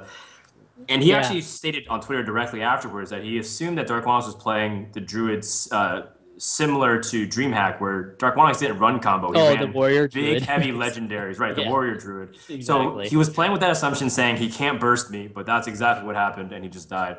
So Ah, now okay. Reynad, no more excuses. He's seen some of his players, some of the players play yesterday. He's seen some of their decks, getting a sense of their styles, and he's going to start off by playing Miracle Rogue, or at least it looks like Miracle Rogue with the Shiv, and he's going to be busting out a different deck than he did yesterday, right off the bat. Well, so Tice, thinking about that Blood Knight with the Argent Squire, but playing against the Druid, or playing against a Rogue, you have to expect a Rogue to pop that bubble immediately. So he's not going to try to go for the crazy Blood Knight combo, just 6/6 on turn 2 type of thing. Going to wait for it a Sure. little bit. Yeah. And Reynad's not on the coin. Zoo is. That's definitely a little annoying. But Reynad does pick up SI7 agent, which is nice. Even if you don't have backstab on turn 4, you have a deadly poison charge plus the SI7. Ty's also, he's picking up the Zoo. He's a believer now. Granted, it's been performing great yesterday. He played Yep. Hunter, Miracle, and Druid, and now he's bringing in a Hmm. Zoo instead. So I'm curious what other decks he's bringing, but it seems like the players have a lot of respect right now for the aggro Warlock deck. Yeah, the Aggro Warlock had an amazing run yesterday, and we're still seeing it. We're still seeing a lot of wins with the Zoo deck, even in our first series. I'm interested to see with the Ironbeak Owl. It's the first time I think we've seen it in the Zoo decks so far in the event. Oof, oof, this is kind of rough. The shield Yeah. bearer, that 4 health is going to be so annoying for Reina to deal with. He needs to kind of reach immediately with that SI7, excuse me. But this does certainly help, though. The Yeah. Farseer allows him to drop a 3 drop. Reynad also might even just weapon up if he feels like inclined to do it, because next turn he also can Deadly Poison and then SI7. Yeah, and that's what Actually, I he's think trying to that's decide right now. superior. I think that's actually superior. If you attack the shield bearer, weapon up, Yeah, but then I think that's you're good. betting your opponent doesn't have a Shadow Sun Cleric though, right, Chairman? Yeah, I think that's what I would do too. And even if he does, it's still okay. I mean, you still have the option to Deadly Poison and Blade Flurry, right? So, Sure. lot gives you just more options. Being that play that you're talking about, just hitting here, weaponing up. Yeah. It sets up a following play, but it can get ruined if his opponent draws into something nice. But he also is going to sacrifice some health if he drops a lot of 1 drops. He would lose a lot of health. And Reynad's actually played this matchup a lot recently. He's been practicing with Hyped all the time, and Hyped is a Miracle Rogue savant. And I think, Reynad knows the matchup really well from the opposite side. That might help him, at least in terms of how he's approaching the matchup. Okay, so not the most ideal draw for Tice. No. Yeah, so he draws another four. He's got a ton of fours here, and this is almost like an empty, somewhat of an empty turn for Tice from the standpoint of just building up this board. So right now, really looking at this pretty similar situation as he had last turn, but he's able to actually play the S side this turn. He can throw that Sinister Strike as the initiator, remove the Knife Juggler, and definitely good in pretty good shape here. Hmm. Right, and then the following turn, he has the ability to Blood Mage, Deadly Poison, and Blade Flurry if he drops something like really heavy hitting. Yeah, And that's actually like just again the power of the Miracle Rogue. But Reyna needs to find a way to continue to push out draws because he's going to be investing a lot of resources into stabilizing the board, while Zoo continues to just get these resources really easy with the hero power. So Reyna, as much as it's nice that he's able to kind of continue to respond to his opponent, he needs something a little bit more, and he's going to be looking for ways to draw into stuff. Shiv to yeah. clear, Fan of Knives, even to Gadgets in. All right, so I think yeah, you played the Earth in here. Swing, armor, weapon up again. There you go. Good turn. And Tice, again, his cards aren't quite lining up perfectly like you see with some of the Zoo Yeah, games. where are his Uh, one drops? You know, the way to fill the mana exactly. curve. He's What, got another fours four drop? Are galore. you kidding me? I know, he's drawn like four of his four drops now, which I think that's Yeah. all the four drops that they have in this deck. Maybe outside of Leroy, maybe he has Leroy too, but that's pretty unfortunate for him. And he kind of got a Blood Knight too with nothing to combo with. I'm guessing he might have some Scarlet Crusaders in this deck also. You know, it's so interesting because out of the first 10 cards, he's drawn all four of his four drops, assuming that that's the only one he runs. And Oh Reyna's no, like, well, that's okay. He's tapping on turn five while he's like, Reyna's been having really passive turns. Like, he hasn't been able to, he clearly doesn't have Gadget Stand and like Prep and Conceal. He just has kind of situational cards. But at the same time, he's been given time. And this is something that's really nice here if you're a Miracle Rogue player because it's like, well, you know, he's giving me a way to kind of respond to it.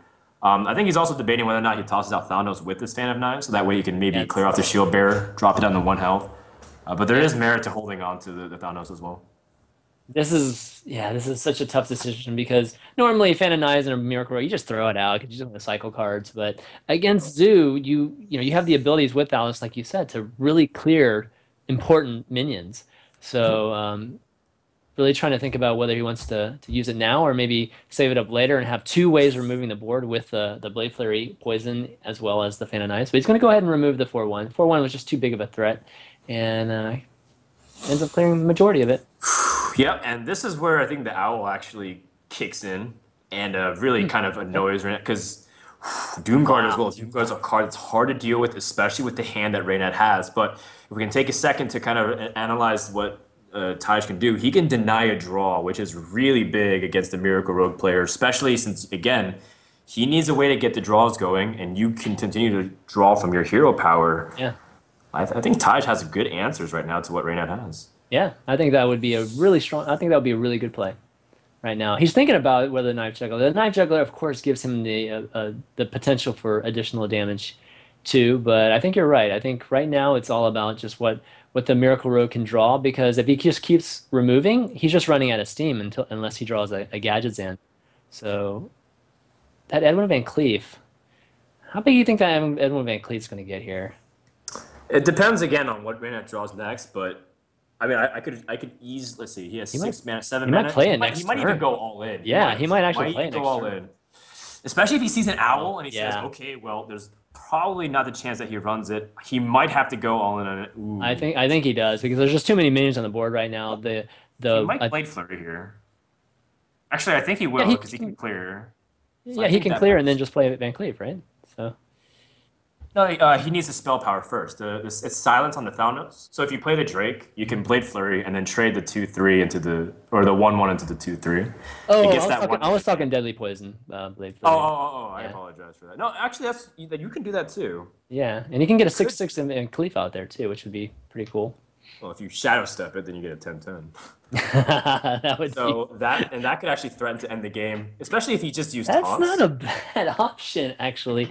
Zoo doesn't have a great. Well, he did show an Well, Iron Beak Owl. Maybe he has two of exactly. them. It could be scary, but right now he's not guaranteed to draw a Gadgetzan. And Okay, so he's gonna he's doing it. He's doing do this play, and it. he's Okay. gonna basically go for the Blade Flurry anyways, and then a big Van Cleef.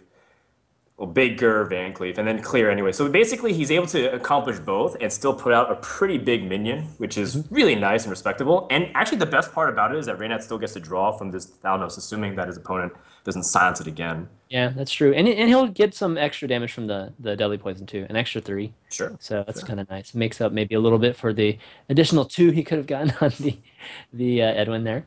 And if you, I mean, he is giving up the Shadow Step. Essentially, he did the same exact play, except he got the Van Cleef out, and it's a stronger version of the Azure Drake, and he gets to draw guaranteed off the Azure Drake again. Yeah. So this is nice here for Reynad.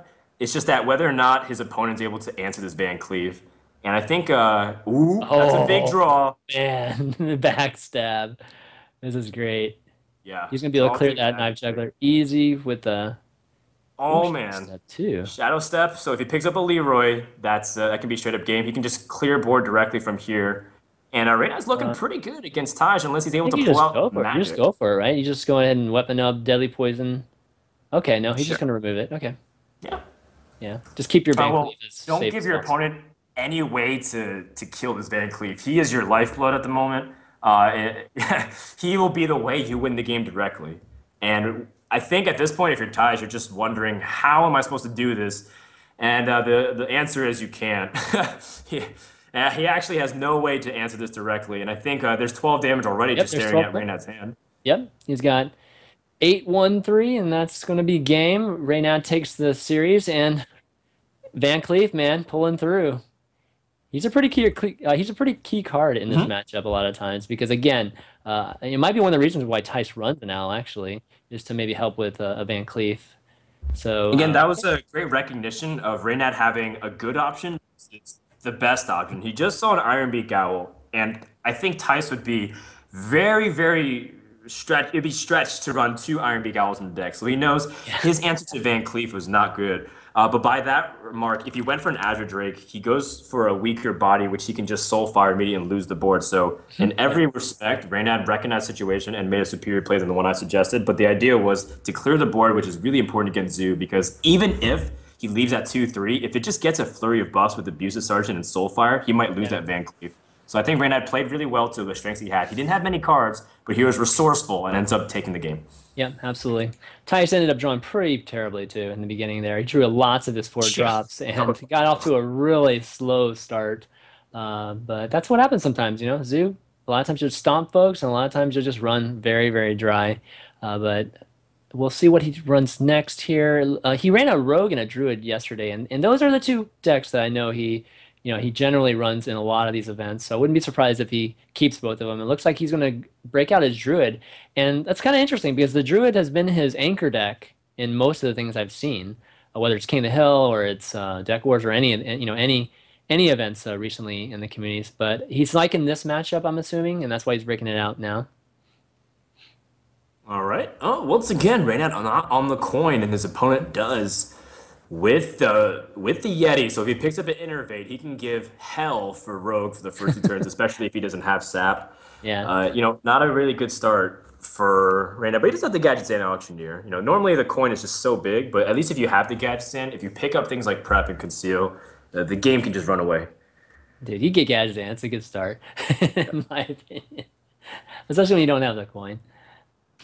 Okay, Reynad so didn't let's attack with his see. weapon. Do you think that's right? There's always like debate about that. Attacking as Um, soon as you weapon up, especially if you don't have a clear way to follow up the following turn. I think in this case it would have made sense to attack because there's not much the druid's going to drop that's going to require you to poison up. Yeah, I I'm mean, actually really unless he curious. innervated, he could have innervated like a Yeti, but he would have innervated probably already. So, yeah, I don't know. There's a lot of different opinions on it, but I Okay. think I think I would have swung on that one in that particular case. Hmm.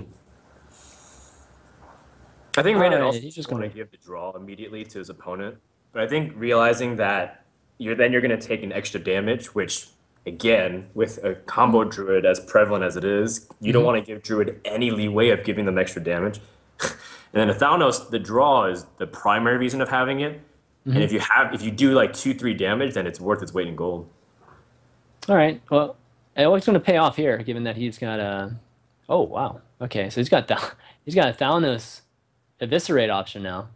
That Yes, was a really excellent good top draw. deck. Crazy Yeah. draw. Yeah.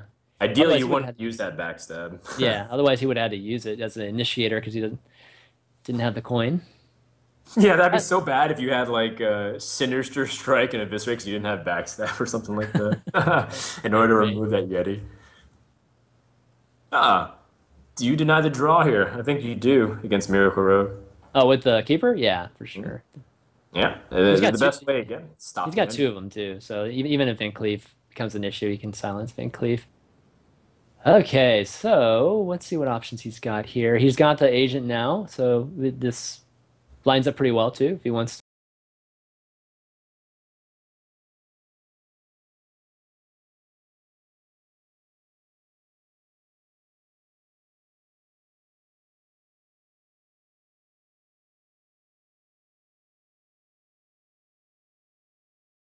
to backstab an agent, that could remove the keeper. But the druid kind of likes that. The keeper is not a huge threat from a standpoint of damage, so absorbing as much of the spells as possible is going to be ideal for the druid here. Yeah, I don't like his follow-up options here. Reyna doesn't have a Mhm. prep or a conceal. Yeah, I think if you just kind of use this SI7, do a little bit more damage, re-weapon up, and see what you can draw. Maybe you draw a deadly poison. The backstab doesn't cycle, which kind of stinks. But you still have ways to cycle through with like Sinister Strike the following turn as well. So it's not the end of the world if you hold on to this gadget, Sam. But at the same time, he does have a way to clear it without with just the backstab and the weapon. So if he feels ballsy, which some players do, he could go for it. But I think this is the better play. yeah, I think this is the better play too. Going to go in and swing our weapon up here and Tice, turn 5. All right, he's got some options here, and his hand's looking pretty rich with, really powerful units here. It's just a matter of can he get these all out? Really Can he? expensive, and without Yeah, innervate and stuff to kind of like push out multiple of these things, he's stuck playing them one at a time. And even worse, if he plays something like Azure Drake, which I don't think he should, because I think he doesn't need cards. yeah, It just kind of like continues to clog up his hand and makes it really passive for his opponent to respond to it. So I yeah. think Druid the Claw here is the right play. And do But you then charge it up or do you taunt it up? he has 4 cards in hand. I feel like you wouldn't be wrong, but if you want to collect value immediately and kill off one of these minions, you could. Yeah, But I at the think I same would. time, Well, he go doesn't ahead. have a lot of follow-up damage like immediately too. So he does have oh no, he has Ardent Commander, excuse me. Oh Yeah, yeah, I guess you're right. He could go for the charge here. I think I would go for the charge too. Um, and you want to remove it too because the worst case is you end up taunting this thing and then Reynad saps it and then he's like pushing for even more damage, giving himself even larger of a winning condition early on. Yeah. So here comes the gadgets in. Okay. See what he gets. Wants to pick up Yeah. preparation, obviously. Something like that. Oh, he picks up sap. Okay. All It's right, he not exactly whiffs. what he wanted. Yeah. And he might, yeah, he has to shadow step this obviously because he has Okay. no other thing, but that is really Oh, there's the painful. conceal Oh though. wow, a little Oh, late. one. Oh, Well, he one couldn't late. play it. He needed the preparation, but like if that was the first draw off the top, it was 2 cards off, then that would have been a huge difference. Oh, and yeah. That would have been amazing, amazing turn for him if he would have been able to do that. But he'll be able to conceal it next turn and probably get the SI agent down too.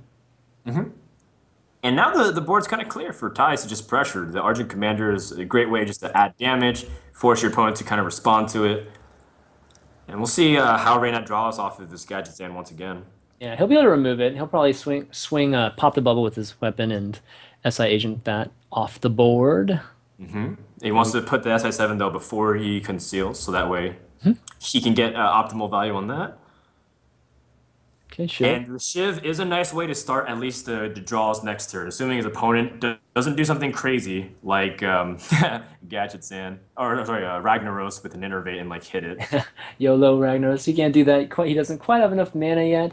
But Reynad it also a little is frustrated he didn't draw Shiv immediately to double pop. Savage Roar. Man, getting getting kind of interesting here. Let's see what he does here. He's got an Ancient Allure opportunity. Can draw 2 more cards. Maybe try to get the combo. Maybe even get the combo with an Innervate, or you just the Force of Nature with an Innervate. That would be pretty sick and really put a timer on Reynad. But that's 7 damage just sitting on the board. This is usually the formula that you win with Miracle. I think since he just uses Shadow Step, you can kind of assume you gained 6 life effectively. So I think Okay. drawing the cards here wouldn't be bad because you realize his burst is limited, but at the same time he does represent 8 damage right on the board. So it is kind of scary, but he doesn't have 2 Shadow Steps, and I think drawing is wouldn't be bad, but he's going for the safer option and just going for the 5 health. He already has a lot of good quality cards in hand to Oh do wow. damage. So poison's going to be a nice draw too. He's going to be able to draw cards off of it. The Eviscerate's going to allow him to remove that Ancient Allure too and Yeah. continue pushing damage. Still no preps though, and like that's still really annoying because the preps would be able to allow him to squeeze something like an Azure Drake and again Oh, threaten oh, more damage. two deadly poisons now. Yeah, I think you still want to kind of optimize your draws. Depends on how Yeah, many Shiv. cards Reynette has, but Shiv, as much as you might want to like weapon up and deadly poison, I think getting the 2 cards off Shiv is just so huge. Also, if Yeah, he's running like second, if he's running second conceal, that also give him a chance to draw into it as well. There's been a lot of players using second conceal. all right. So he is gonna go for the weapon damage this turn too. Sure, sure. And he's gonna do 12 damage. Gonna take him down to 18 and set up Yeah, and potential lethal next turn. yeah, you know what? He's saying, I already use a Shadow Step. I have to make an aggressive move. Shiv is way too passive. That's making me, assuming like I have the burst to finish it. This also might telegraph like to Tice. He's saying he's being really aggressive with his damage instead of using like other target spells. If Hmm. he's really on key, he says like he's hovering something over my Oh face. wow. Maybe Oh Ray's not even wow. playing Cold Bloods. Okay, this has to hit something. Okay, so it ends Oh up no, it hitting hits a SIH. 3/3. Hits the That's 3/3, bad. but it keeps him out of. Does it keep him out of lethal here? I believe it does. He actually had lethal next turn, but No, he has it out right now because he just picked up the Shadow is it? Step. Oh, Shadow That's Step. Oh, 12 nice plus draw. 21. Reyna just took this game, Oh and he didn't wow. even need the Gadget Stand right there for this turn, but the previous turn was huge in order to Yeah, cycle it through. And I think, absolutely. again, the payoff was really good because he already used a Shadow Step. He recognized, look, I Hmm. don't have the burst I want, if assuming I have to draw into the second Shadow Step to get it. Does he have Cold Bloods? We're not sure. I'm But not Reyna sure if now he jumps out does. to a 2-0 lead because of it. Yeah, and really convincing fashion. And Tice, the Druid deck is generally that's his deck to really take series with. So I think he's going to have to opt for probably a mirror matchup here. Tice ran Rogue yesterday, and he typically runs Rogues in these type of series. So we'll see if he breaks that out. Mirror matchups between the Rogues are always a lot of fun, always a lot of aggression early on. So I'm kind of looking forward to that. See if we can see one here. Be the first of the day too. First mirror matchup Yep. for Rogue. In the meantime, guys, as we take a quick break or a quick second to kind of get ready for game number 3, make sure to continue to tell your friends about what's going on by hashtagging WPCHS on Twitter and get that trending. And don't forget, that's one of the ways you enter yourself into the raffle, which is going on for 22 different prizes being given out. So you can find out more information at wellplayed.org/raffle. See at the bottom right of your screen. Yep. And a big shout out to the Well Played folks and doing the production for this entire event, as well as the sponsor Twitch for helping provide this event and with the prize money too. Again, these players are playing for a $3,000 prize pool, so lots of money on the line. Do Some we know great how the matches. prize pool breaks down, by the way? Because it is 3,000, but Yeah, it's a good is there a question. prize for top 6? Because these guys are playing for a spot in the top 6 currently. Oh, that's a good question. I'm not sure. We can find out from the All right, organizers something real to note. quick. Yeah. Something to note. Oh, now the mirror. Reynad finally gets the Oh, here we coin, which is go. This important. is But Ties does have the gadgets in. Hmm. this is gonna be some key cards. Let's talk about the key cards in the mirror matchup, Frodan. Well, Gadgets and Auctioneer is the key card in almost every In every matchup, but matchup. I think these other ways to cycle and combo with things like Sinister Strike might actually be super important as well. It sneaks in the damage, it cycles, it's a combo starter. Those are the things that let you get in and be able to damage it. And on the flip side as well, Farseers often put you out of range, and it's about like how you're able to sequence everything in order to Yeah. optimize your chances to win and survive. Yeah, getting those early minions down definitely Mhm. can be great way to set up that pressure that you need, and even set up for like just crazy aggression going all in too. So Reynad not really starting with any of those early minions, but he's got two Azure Drakes, so if he can kind of round out into that turn four Yeah. with the coin here, he can start establishing the board really well. Azure Drakes are actually great too. It Hmm. it Yeah. allows you to put a really powerful body that your opponent has to kind of eviscerate. That's damage not going to your face. Reynad picks up the gadgets and he has a Yep. preparation. So and he does have the coin and backstab. So he has lots of ways to answer his opponent. Maybe just one conceal away from potentially just going off on turns 5 and turn 6 to draw like all of his Oh, deck. wow. Tice Tice draws also has a Leroy. conceal though. Like Oh, Tice draws Leroy too, and just conceal with the Leroy in this matchup is pretty can be pretty brutal too.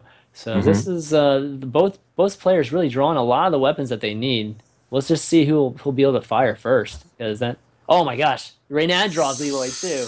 This is gonna Yeah. be some It fireworks, man. it's going to be a race to the finish at one point. I Yeah. don't, at one point, you're going to see both these players in the high 20s, 30 health. And then, in Mhm. a course of over 2 turns, they'll probably burn It's each all other down gone. to like 10 to 15, I know that's gonna be Shadow crazy. Step pickup for Randaz. So he Both. has lots of Yeah. damage. So does Tice, though. And he has Yeah. an extra mana. So the coin, he doesn't have the coin, but he effectively always has the coin because he will have one mana ahead of his opponent. And that allows him to play his gadgets and conceal a turn earlier, unless Randaz is able to pick it up now for his next turn so that he can use preparation with it.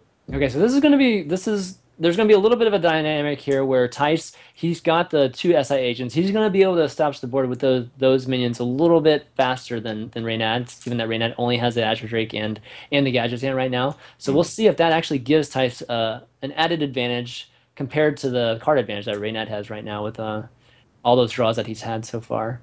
Okay, it gets the SI agent on the board, and we'll see how Reynad responds to this. He doesn't have a poison, doesn't have a really super easy way to just get rid of this with a single card. I can Azure Drake backstab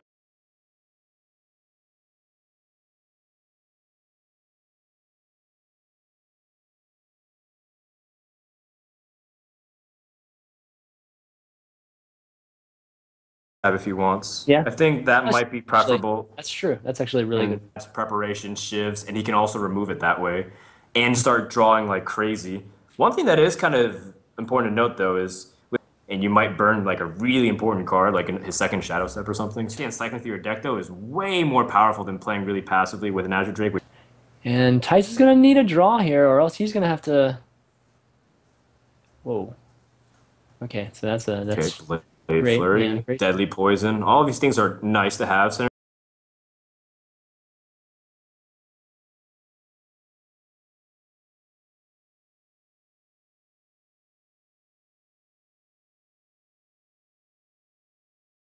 Sinister Strike, cool. Drawing all his weapons at this point, and he's got the two heals too. The nitty gritty, really close games here.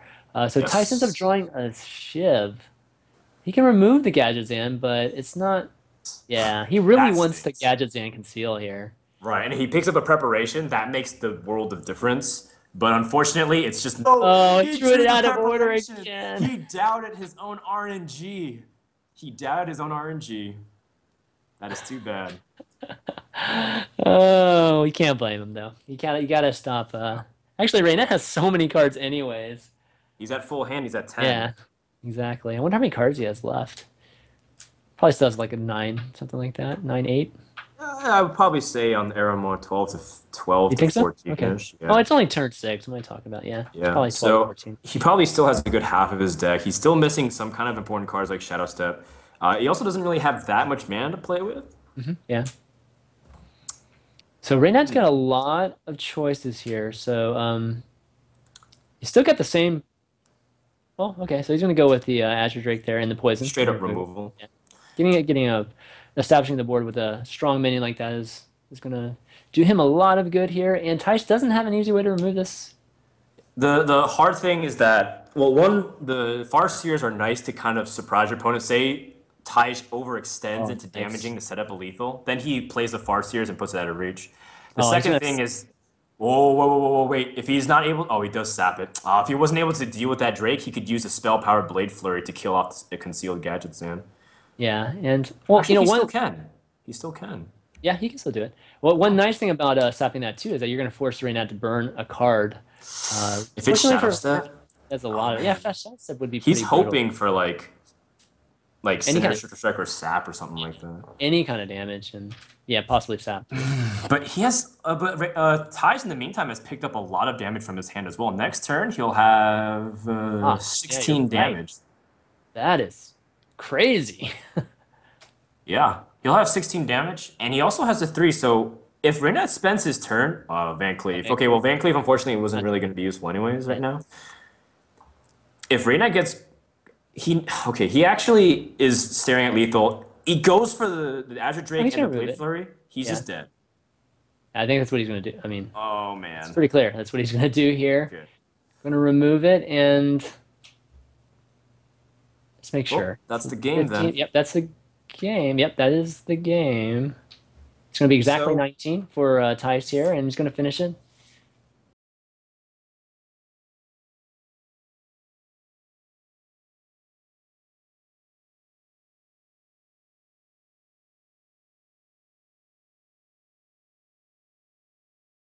you don't have an opportunity to put damage onto your opponent to get him within your burst range, then that's what happens.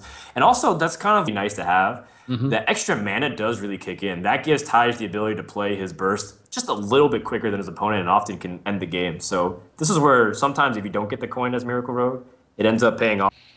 I mean, the real question. So obviously, Reynad thought he threw that game, and the real question is, I guess, what turn should he have done something else? I mean, should he have played two heals there? Was it that turn? Or was it the previous turn or two? Because I'm trying to kind of rehash where he could have played it differently. He did have a lot of damage with Leroy still sitting in his hand, but can you think of any opportunities where he could have played it differently off the top of Sorry, your head? Just off the top of your head. you cut out, so Oh, I okay. only heard half your question. I think your question was, what could he have done differently? Yeah. Can you recall Okay, any plays that he could have played it differently?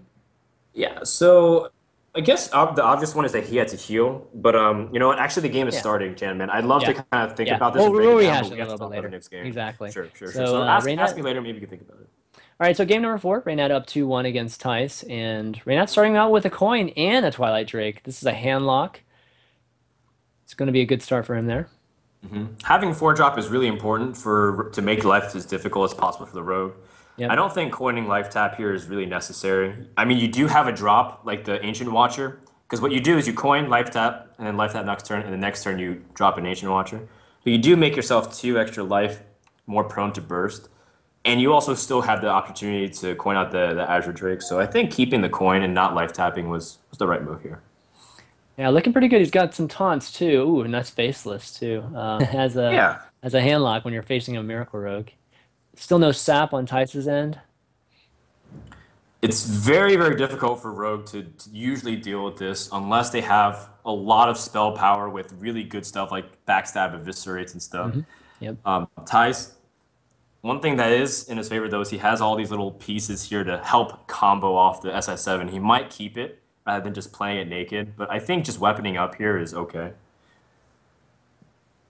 Yeah, if he weapons up here, he'll have a chance to do what, 7 damage, which isn't going to remove that Azure Drake actually. What's annoying is that if he plays the SI7 naked, not only does he lose out on the battle cry, but I mean his opponent gets an opportunity to respond immediately to it. And say if he doesn't have a four drop anyways, you kind of play into his way to stall for time. Yeah. Because normally if they don't have a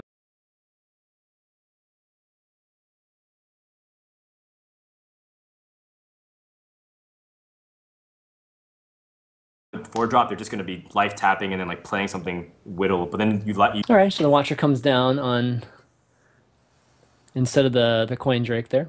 Sure. How do you like that play? Well, Well, I mean, he doesn't want to. He doesn't want to. He wants to make it as big health as possible, and you know the Watcher is still annoying, especially if you have the Sun Fury, so it's another activator. I yep. mean, it Oh, kind of already did a lot by just absorbing a lot of damage instead of his face. But now Reina actually just gets a clean way to yep. use And he this right now. oh, and he removes it. Loses the faceless. That's unfortunate. That's unfortunate. Yeah, Yeah. because then you could faceless. If you can't deal with this Drake, you faceless Hmm. it, and Yeah, then and that's that just it. happens a lot of times too. And you can, but that's okay. He still has a lot of things in his deck. He's still got two taunts in it. He's got the Molten Giant if he runs low. And looking at Tyson hand right now, He's going to struggle removing this thing. He used the SI agent already. Didn't do any damage to the Might pick up Twilight a Drake. sap with this or something along those lines. Needs Ah, it. second prep. Look at all those 0 mana spells, man. That's asking for a Van Cleave.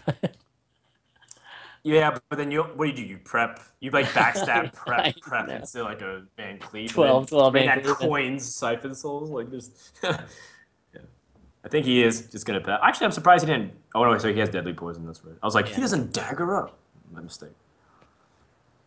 All right, so Reynad looking pretty good here. He's actually just going to tap. Ooh, I think he draws feels the guy. really safe. Yeah, draws the commander. Nice. I think he also wonder, do you Nice. go for something like the taunt? Is because then the Drake already kind of has taunt in a way for sap, so it's really annoying for him to deal Yeah, with. it's true. So in a way, you don't necessarily have to give it taunt, Oh, but there's a sap. I think he wants to Okay, put so more damage on. all right, so there's the sap. It's going to negate that taunt, and the Twilight Drake's going to be the same size when it comes out again. Ty's But really wanting a Gadget Zan right now. He could draw a lot of cards right now. more important than just the sap, though, like Ties needs a follow up of some kind. Because what he's gonna sap, kill the 2/3, weapon up, Oh, he can play a Van Cleave. Edwin Van Cleef, and then that dies to the Argent Commander, or even maybe just a Soulfire. Like these kinds of plays are just so weak from the Miracle Rogue. I think the only thing that Ties is keeping him is that one, he still has double prep, so if he gets into Gadget Stand, he's gonna be able to go off with draws. Yeah, But the that's second thing is that he also hasn't seen Giants from his opponent, so he knows that Reynad's not exactly drawing the best here. he could run too. He could run with a Leroy Coldblood and all of a sudden just sneak out a win. He's got the two Shadow Steps already. We're coming into Oh, turn, that is true. we're coming into turn 8 too, so we're looking at least potential for 18 from him if he can get that draw. But the Gadget Zan is going to be the huge thing to help him draw all those Coldbloods and Leroys and that sort of bit. Reynad here sitting again with a lot of cards, kind of similar in some ways to last game, but he's only down to one taunt now. Yeah, and I think he Something wants to about play this tapping. Drake again. Wow. He He's wants to gonna play this Drake again, impose on the board, use the Soulfire, and then Yeah. hopefully discard something like the coin. Okay. Oh, nice. Good, That's good, good. He perfect didn't plan. lose anything. Like the Molten Giant's really good. I think he would have been okay with losing Mortal Coil. But like these kinds of cards like Siphon Soul is really key, the taunt's key. Oh, look at those spells. Oh, this is Oh. brutal for Tice right now. This is again the other side of Miracle. A lot of people complain, say Miracle is just way too strong, but when you don't get gadgets in and you have all these cards that don't help you, like, and that's again the Sinister Strike. Some people replace these spells with cards like Gnomish Inventor, so that way you have something. Novice Engineer, so that way you're actually doing something with your mana. That's 5 mana unused on turn 7. That is making Reynad feel really, All really right, now confident, especially with this play. now he gets two taunts here, and this is where it's brutal for the Miracle Rogue. He's got to have two saps. He needs gadgets in now. Already Gadgets used in or one. bust. Oh, he's Azure Drake. Gets another draw. Watch, he probably gets gadgets in there. No, he Yeah, he gets the gets. SI7. Can remove one of the guys. Yeah, he can remove one of the guys with. Well, And we yeah. know Reynad actually has 8 damage just from the hand alone. So, assuming he can't kill the Drake and the Defender of Argus, that's actually game right there. Yeah. And I think that's it. With like no other ability, like he's not going to prep the Sinister Strike or anything. Reynad's going to advance to And that's the gonna. top 6 off the back of, well, not the best draws, but better, way better than ties. Oh yeah, way better. Look at Way that, better man. than ties. Because the That is Mountain Giant man. came way too late. Exactly.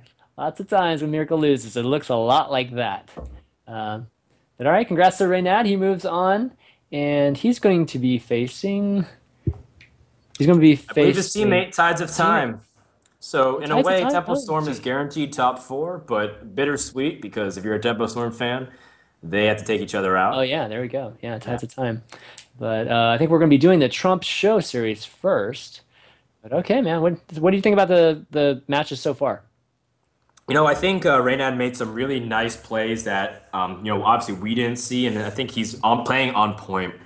He did say he threw that Miracle Road game, but I think at the same time, it's like a trap that's so easy to fall in where you're trying to play so much for value with Yeah. cards and card advantage that you often forget to lose sight that you have to kill your opponent, and your opponent can kill you at any time, which is straight up damage.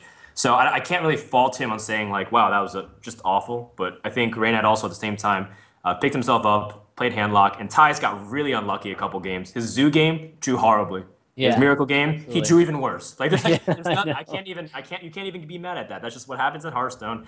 And this just wasn't Tyus' tournament. Maybe next time he's still a great player, but he's Yeah, gonna need to improve some of his RNG, make some yeah, sacrifices yeah. or He's something. gonna exactly do some libations and sacrifice some. Let's see. So we're gonna do some Trump. We're gonna do Trump and show right when we get back from break. But stay tuned, guys. Don't go anywhere.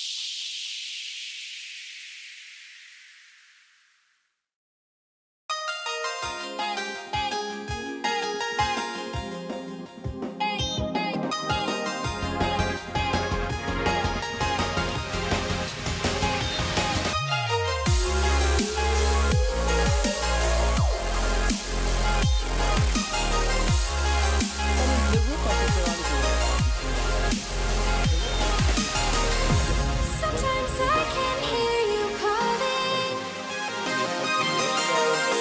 telling me that I'm a fool. Well, I can dream that we'll see a brighter day. I can see in your eyes that we're through.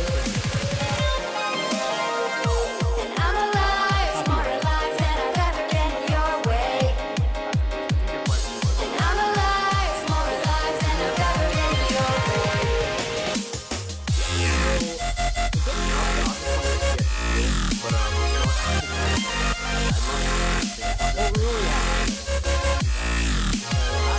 Well, I can dream that we'll see a brighter day. I can see in your eyes that we're through.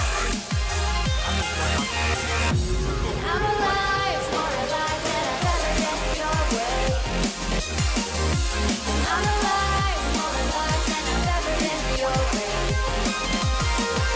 And I'm alive, more alive than I've ever been your way. And I'm alive, more alive than I've ever been your way. Looking pretty good. He's got some spots too. Pretty much a lot of things that you want to see.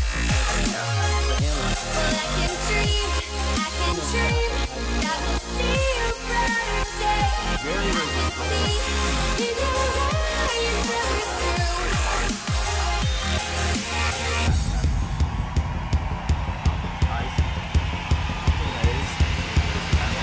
Sometimes I can hear you calling,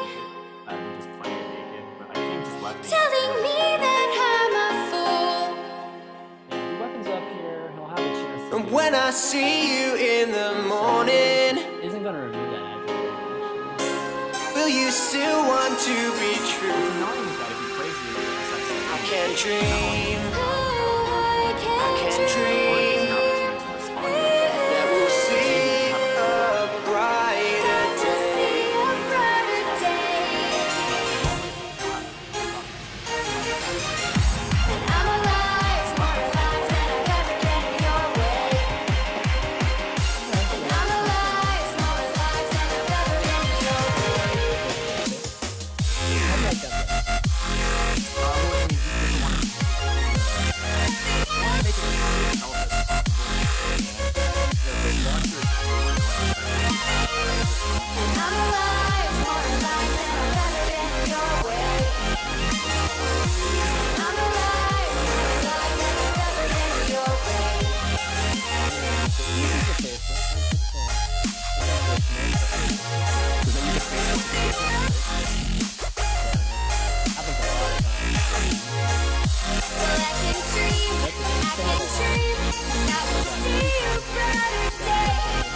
Already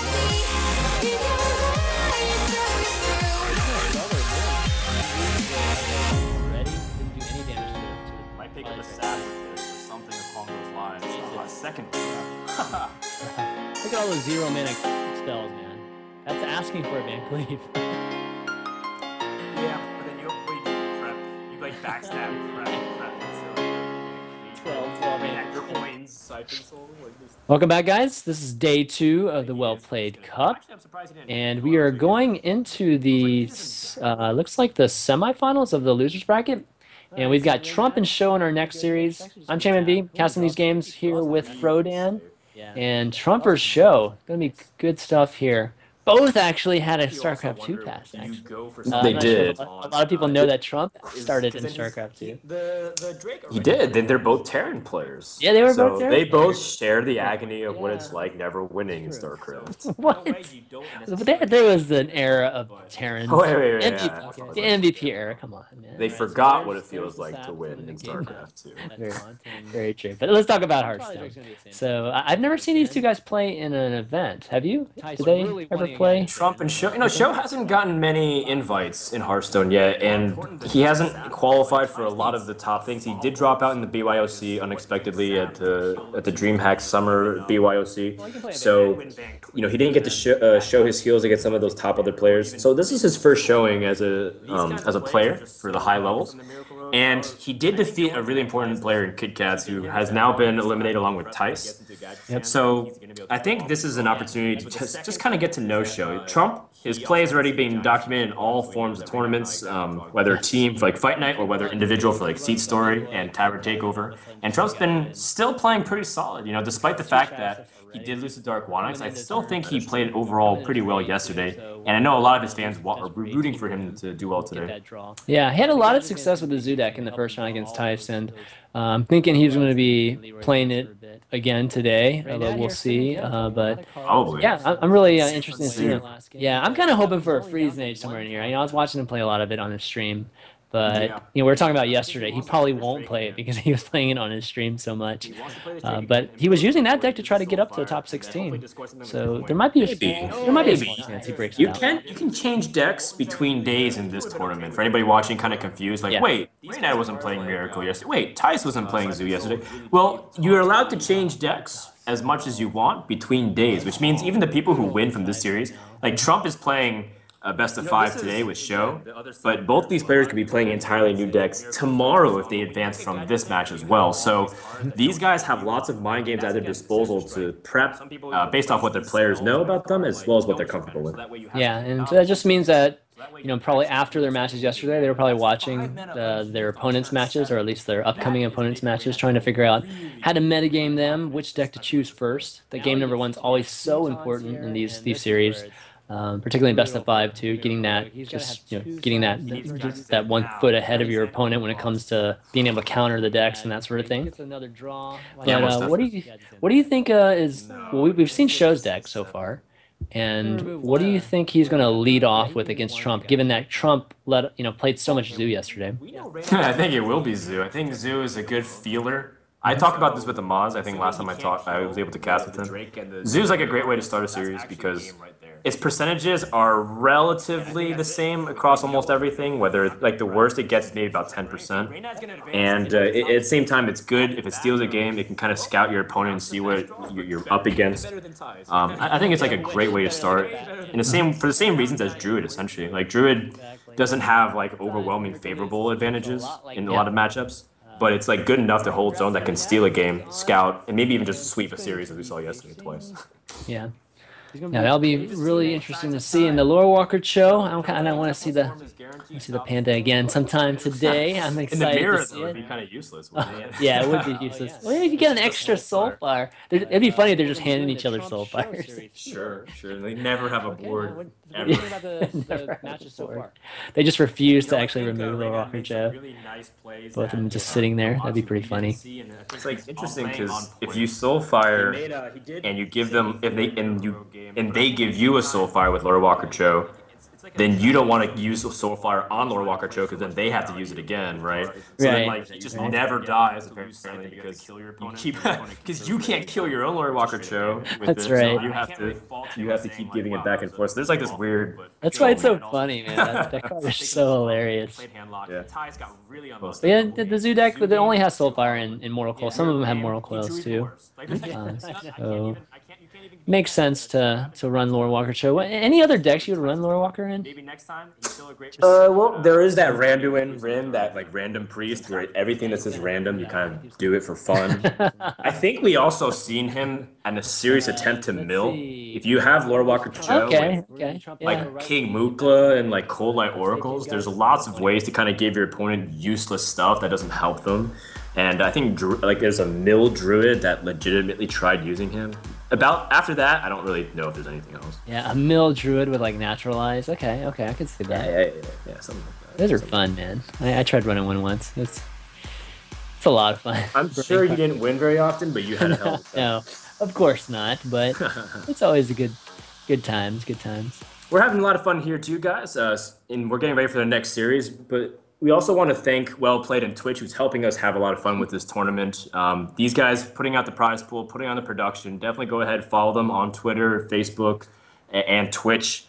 Go ahead, follow the stream. That also helps you enter into the raffle and giveaway where they're giving out icons so that your kappas are rainbow colored. That's amazing. You're also getting Hearthstone coasters and t-shirts away. You can find out more at wellplayed.org/raffle. There's also a survey, guys. You can leave your feedback as just kind of what you think was great about the production, what you think we can improve, so we can make these events better and better each time we have them. Yep. Still waiting for the players to get ready here. But why don't we talk a little bit about the upcoming match too, Tides of Time versus Reynad, while we have some time. I know they're teammates. They're obviously players of Tempo Storm, and you're the manager of both these players. So how do you think of these guys will match up? Well, I know that Tides hates playing Reynad more than anybody. For some reason, Reynad is Reynad has somehow planted a flag inside of the brain of Tides and claimed that as his own because Tides feels like Reynad is so in his head that he doesn't know what to do about it. He really hates aggro. He really hates, he just, for some reason, he says he can't think along the lines of Reynad would. Tides is a player who tells me that he feels like he can emulate anyone's play and understand their thinking, and that helps him beat them. Like he thinks he can think the same lines as Strifecrow, think the same lines as Kalento, Savage, all these other really talented players. But he says when it comes to unconventional players like Reynad, they're a mystery to him. The only thing more confusing might be women. And I think Tides is a really, really stable player, but you might see him be really uncomfortable throughout the entire series. That's nice, man. That's nice. Yeah. Yeah, both of the players actually are usually quite creative with the decks that they put in. I've always liked Tides' decks. So, whether it was the Druid with Malagus in it, and even just the Warrior decks that he's had, even the most recent one with Sarah. So I've always been a huge fan of his deck building. And Reynad, of course, he's been building decks that the community's been using forever now, and we still continue to see it each and every season. Reynad will come up with something to help with the metagame to create some kind of different angle on the metagame. So that's always great. They helped each other prep the decks, and unfortunately for today, I think that was a different route because they are technically opponents at their own cost. They shouldn't have lost. Tides feels like he should have moved on. But we'll talk about that when the series comes because it looks like we have the first games almost ready. Actually, even Look a at little this. preview of their decks. Looks like they're trying to prepare their decks here. This is kind of interesting. Oh, actually. Okay. Oh, actually. I am very confused as to what's going on, but it looks like the game's Okay, actually looks like starting the game's because we do see a actually mulligan starting. screen. Yeah, we do see a mulligan screen on And Trump's side Trump of. is starting with Handlock. This is a great choice once again. I'm absolutely in favor of. It makes total sense here, Chan Man. Trump's going to play only one series today, and if he wins, he moves on to tomorrow. If he loses, he's out. So why not use this opportunity for the Handlock to surprise for a game? because yesterday he was playing Zoo, and all you have to do is catch your opponent with a bad mulligan once, take a game, and already the series is in your advantage. I like it. It's a great strategy pick. And once again, Trump running down the timer because he does not want to give his opponent any information that might work against him. Yeah, and I love the fact that Trump, he's really meticulous about the strategic side at Hearthstone. Things like the mulligan, like you said, yesterday and today, and even with the Warlock, this is like a total switcheroo. I'm thinking Show probably expects a Zoolock here, and he's going to break out a handlock and really surprise him. He might even try to sell this by like, maybe playing like almost like faking the coin or something like that, and then skip. No, but Or Trump's just like, like okay, just the touch all jig's your up. cards like you're frustrated, like Right, crap, right. I didn't Like, draw. God, and you're like, Damn. the Exactly. jig's up. The jig's up. He knows Yeah. it's handlock, especially with his life tap. Show does have really important cards though with Gadget and Conceal, but Trump also has things like Shadow Flame to respond to it, and even two really big threats on turn 4: Twilight Drake and the Mountain Giant. Yeah, he's got Earth and Heart Ring Fire Seers too. Keep his health a little bit higher, but he's got all the things he needs. He just needs to draw a couple taunts here, and then he'll be really, really good. This is a good matchup for the handlock. And a Molten Giant. He's just going to draw all the giants and drakes here. Yeah. A clean turn 3 as well. When you're on the coin, you really want a 3-drop. Otherwise, you're usually passing. Or you don't even have to have 3-drop. You can have like an Ancient Watcher, which costs 2. You can just drop that as well. Otherwise, you're stuck watching that turn. So Trump having a very good start by all means. Let's see if Show's going to be able to back up to it. He has good card quality, preparation with the Concealed Gadget Sand. But at the same time, he's going to need a little bit more if he wants to be able to take out the Warlock. Okay, this is going to be a great turn for Trump here. Twilight Drake can even Soulfire the SI agent if he wants, but we'll see what he decides to do here. Got that Siphon Soul too, so he's going to be able to continually heal if he needs to. I'm thinking he might not even need that Molten Giant. We'll see. Usually, if you're able to kind of impose, you don't have to use that Molten Giant, because if you get the Giants out early with the Twilight Drakes, he doesn't have sap. Well, guess what? You win in two turns because it's just the damage is way too high. I think the Molten Giant does come out here. I don't think you use Soulfire because you don't want to toss away either Twilight Drake or Shadow Flame, which could be very valuable in the upcoming turns. Yeah, so the Giant here is going to be really hard for Show to deal with, and these Miracle decks don't run BGH or anything like that. So he doesn't have any removal spells either. No backstab, no eviscerates, nothing to throw into it. And I think he's Soulfire. This is pretty bad for Show right now. Yes. Trump's an amazing board. Okay. If it discards something like The Argus. Like anyway, like taunts would be really bad, and he heals something. But Molten Giant's actually okay there's because a I don't sap. think he's losing health. Okay, there is a sap. He just drew one sap, but that might not be enough, honestly. And cycling with even Gadget I don't know if that's gonna actually do it for him. We'll see. Cycling might help a lot because he might pick up ways to lethal without, needing to draw That's true. if the Leroy's in the top half with double Shadow Step, even Cold Bloods and Cinder Strikes, and there's no taunts on Trump's side, then Rogues often can steal a game, pull out the rugs, and be able to really catch handlock in an awkward turn.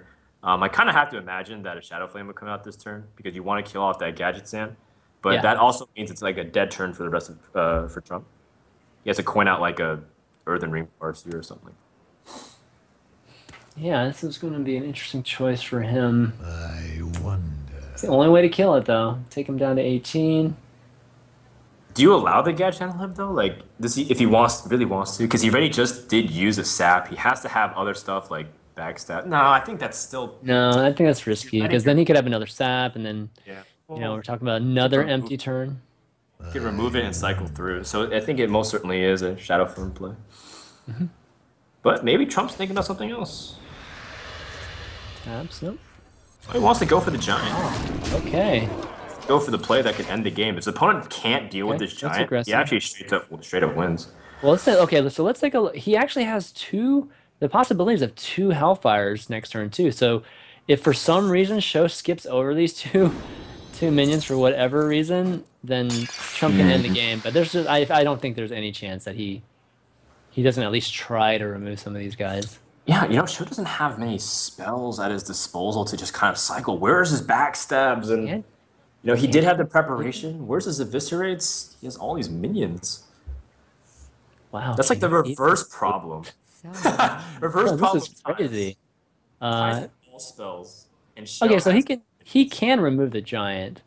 He's got multiple ways to remove the giant, but he can Thalamus, Blade Flurry, and just crash the Gadgetzan if you want. Or I mean, you definitely want to draw first. See what you get. Sure. And I think Show he's got to do something here to at least fight for a portion of the board. He knows if his opponent has Leroy, like Trump is actually representing he has lethal with this play, and Show has to spend a lot of resources getting rid of his cards. But the problem is that it's not as simple as being able to cycle through his deck and getting a big hand. So this does kind of stink. He is going to have to sacrifice, I guess, his gadgets then maybe. And then Yeah, let's have to sacrifice Gadgetzan. preparation. Oh, the preparation came really late. Yeah. Oh, that's a little unfortunate. If he spent, maybe he could have drawn something else. Maybe you don't prep though because you feel like you wouldn't draw anything, but maybe the cycle would have been worth it. Who knows? Yeah, I mean, he could have gotten an Eviscerate. I'm surprised he didn't use it there, just for an Eviscerate. But oh well, so he ended up using it there. And if Sho can get rid of this Twilight Drake, Trump doesn't have many threats in his hand right now. So it could allow for the Sho to really build up that board and even draw Leroy and get into a position where he can finish the game because he has both Shadow Steps right now. All he has to do is top deck Leroy and he's good. Yeah, all he has to potentially set up a taunt for this turn. He also can heal up if he wants to. Even heal up the Drake if he feels like his opponent doesn't have a second sap, so he has to use more removal options. Push his opponent a little bit more instead of an intimidating board. He also just used Blade Flurry, so this might encourage him to set up another strong board with taunts, like maybe Farseer and a Defender of Argus. But at the same time, denying the draw here is also still pretty important if you're Trump because you don't want to give him an ability to cycle into more. I like that. I like that. So you can just bypass the Thanos too. Just hit for face, set up a lethal next turn. Oh, there's the Eviscerate. Would he have drawn? He would have drawn the Yes, he Eviscerate would last have. No, he turn. ran out of time with his Miracle Rogue, that's why he had to just weapon Yeah. up. But that is really unfortunate Oh, because that's that would have been able to kill off the Drake, and that's an entirely new game. Yeah, totally. That's an entirely new game, and we can harbor on this point, but that's the final say. Like this would have been a different outcome. Sho would have taken 5 less damage, another creature he wouldn't have to expend so much of resources on, and now it's just unfortunate that this is what's come down to. He's shadow stepping. To get the spell power, so they can Get the spell power and remove the and put a huge Van Cleave. 5/6 deal. there. And here comes the huge Van Cleef. We're talking 8/8, 12-12? 12/12. Oh my God, is it 12/12? I think it said that. This guy's Oh no, it's I said fake Oh, it's out. it's- Fake out. I thought it was gonna be. Gosh, if he threw that down, he would have died. Yeah, he would have. Well, he would have died with that draw for sure. Okay, so let's see what Trump has. He's got 6 damage and 10 with the Soulfire and Hellfires. So that's just 1 short, unfortunately for him. He's got Shadow Flame ability. So yeah, 10. The one Shadow Step's gone now. So the Leroy Leroy finish with the double Shadow Step is actually That out. is really unfortunate. The fact that that's he's actually- short by 1 mana. Yeah. If he taps into a power overwhelming, he actually could kill him. That doesn't feel very good. Safe though, I don't think he But I've seen Needs Trump to- take these kinds of odds before, really. and Okay. he might feel like his opponent might have the opportunity to kill him the following turn. But at the same time, he can heal up. Like if he Siphon Souls and kills and maybe even taunts up with like the Sun Fury. But I don't really like that play. It's really defensive. It doesn't really set up a way for him to kill the following turn. He taps. Okay. Okay, so he's going to commit to this and use his Ancient Watcher. I'm kind of surprised he doesn't. Actually, doesn't matter. No, the order is correct. He So if he can- drops his Ancient He Watcher, can Shadow Flame. Shadow Flame it, yeah. Okay. Let's put himself closer, or I think he gives maybe an additional winning condition with being down to 16. We'll see. I forgot about the life tap cost. I was like, I'm surprised he doesn't actually drop some like a taunt with it, but he was 1 mana off. So Yeah. because Yeah, ideally, like at 16 health, even in this situation, taunting anything is beneficial. So that way, he kind of soaks up damage. But he was 1 mana short for that. So many options. So your shell, you're like, well, he just committed a lot of resources to kind of do something. I think the tap also is telling that he's searching for a way to lethal him. So I think this gives you confidence, but at the same time, he's doing it without his gadget sand. He wants to get his Leroy now, but I think he he's doesn't. going with Van Cleef. The Yeah, Brotherhood shall there he goes. Van Cleef, 6-6. Going to heal himself a little bit too. Okay. All right, 14 and oh man, what if he draws That's another too soul bad. fire? That's too bad because he already Soulfire. used Soulfire, I thought. Oh yeah, he did. Yeah, So I then think he used with one. Right? because Trump also the way his follow-up play was that he attacked with the Defender of Argus and that set up a lethal for the following turn because he has 11 health. And now he doesn't have it anymore. He's gonna have to use something maybe like Siphon Soul to kill off this Van Cleef. And then maybe even have to expend his Soulfire if he feels like he's within danger zones. But his opponent's only holding 3 cards though, so maybe he doesn't feel that unsafe. Maybe he just plays Farseer and just kind of cuts his losses. I wonder. Okay. Turns are yeah. not very clear here, Chan Man. Yeah, Turns are this isn't very very. difficult. He still has It's Leroy in his hand too, so it's. I think. I mean, Trump's got Leroy in this hand lock, In his right? deck, yeah, Got yeah. got to, right? I would assume he does. He wants to tap in those kinds of So things. many Yeah, okay. And Leroy the Jenkins. indicator shows that he does have it. So if he can wait for it, but at the same time, tapping here always feels like you're getting closer to death, isn't it, Chan Man? Yeah, absolutely. I like the Farseer play. This is a question of soul firing it. God, he's so close. He's just so close to finishing the game. That's why he's so Exactly. reluctant. You gotta siphon him for sure. Siphon him, I think, is the first part of it. Now the question is whether you play the Farseer or not. It looks like he is. I think the question is whether or not you Soulfire and give up potentially your Hellfire to fetch it off. And yeah, I mean the odds were There it is. Okay. 40%. Yeah, it definitely sucks. I mean, it sucks, but again, there's still a lot of damage in Trump's hand here that he can draw into. Interesting. Oh, a conceal, the second conceal. That's right. Okay. Oh, and And he there's draws this the the Leroy Leroy. Jenkins.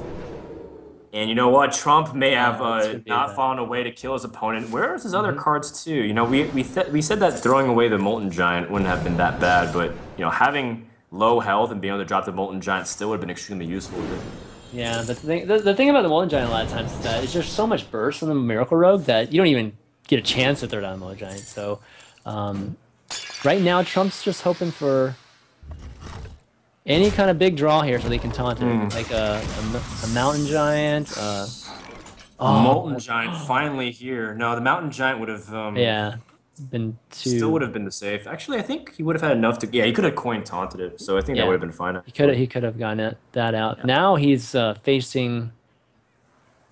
Is he facing lethal next turn? Let's see. 4, 16. Oh, all right. That's not useful either. Well, I mean, I guess Oh, he he has can to taunt kind up the of whole taunt board. it. He can taunt up the whole Like, board. How good does that feel? Like it's still again, he still has to reach for some way to kill his opponent versus it's a concealed gadget stand. Actually, interestingly enough, too, Show's running low on cards, so if he might fatigue himself within lethal range if Trump's able to pick up something like a Leroy, but he still has a considerable amount of cards compared to Show that is left in his deck. I wonder if he should just play one Sun Fury and an Argus. Okay, he's gonna. Okay, yeah. I was wondering if he should just play 2 of these taunts and then save one for the. No, he's gonna go for Yeah, it. but I think this means no more, and I think he kind of looked at how many cards his opponent has. Yeah. And you know, interestingly enough, Show does have that second Blade Flurry, but he doesn't have. He needs a little bit more oomph to clear it with that one spell. Still, Oh, he'll this still be able is to- so interesting. And the Gnomish Inventor is like a liability too, because you're drawing into your fatigue. Yeah, how many cards does he actually have? He has 1 card left. He says Oh, he he's has only one 7 card cards. left. Oh yeah, because it's just One just card. one card. This is. Oh, Yeah, this is really man. bad. I'm out of He's got to use it here though. There we go. Oh, that's- Eviscerate. Oh, is this ready to do it?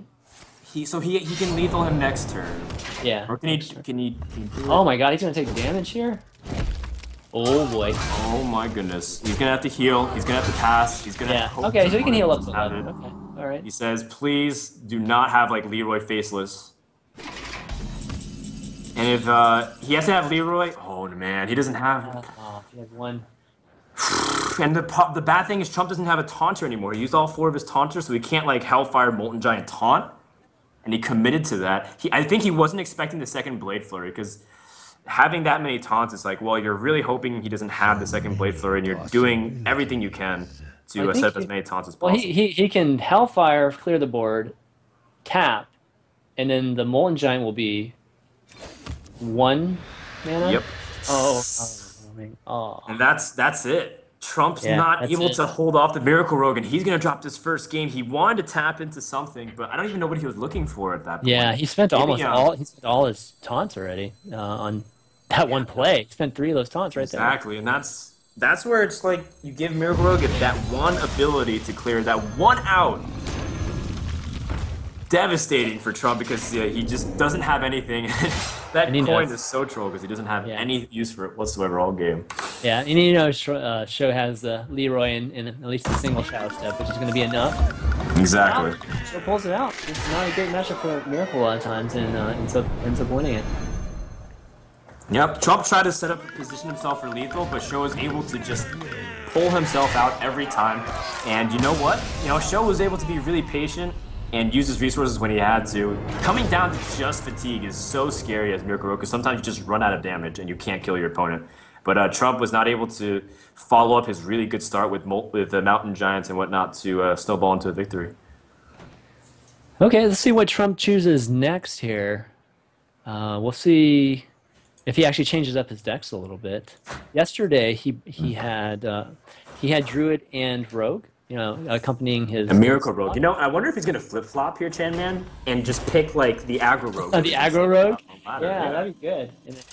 Maybe if he does choose that, because I think he might have a way to kind of slay it. Oh, no, yeah. Instead he picks another counter to it by picking Freeze Mage. Or is it Freeze Mage? Is it Mid-Range Mage? Is it Aggro Mage? I don't know.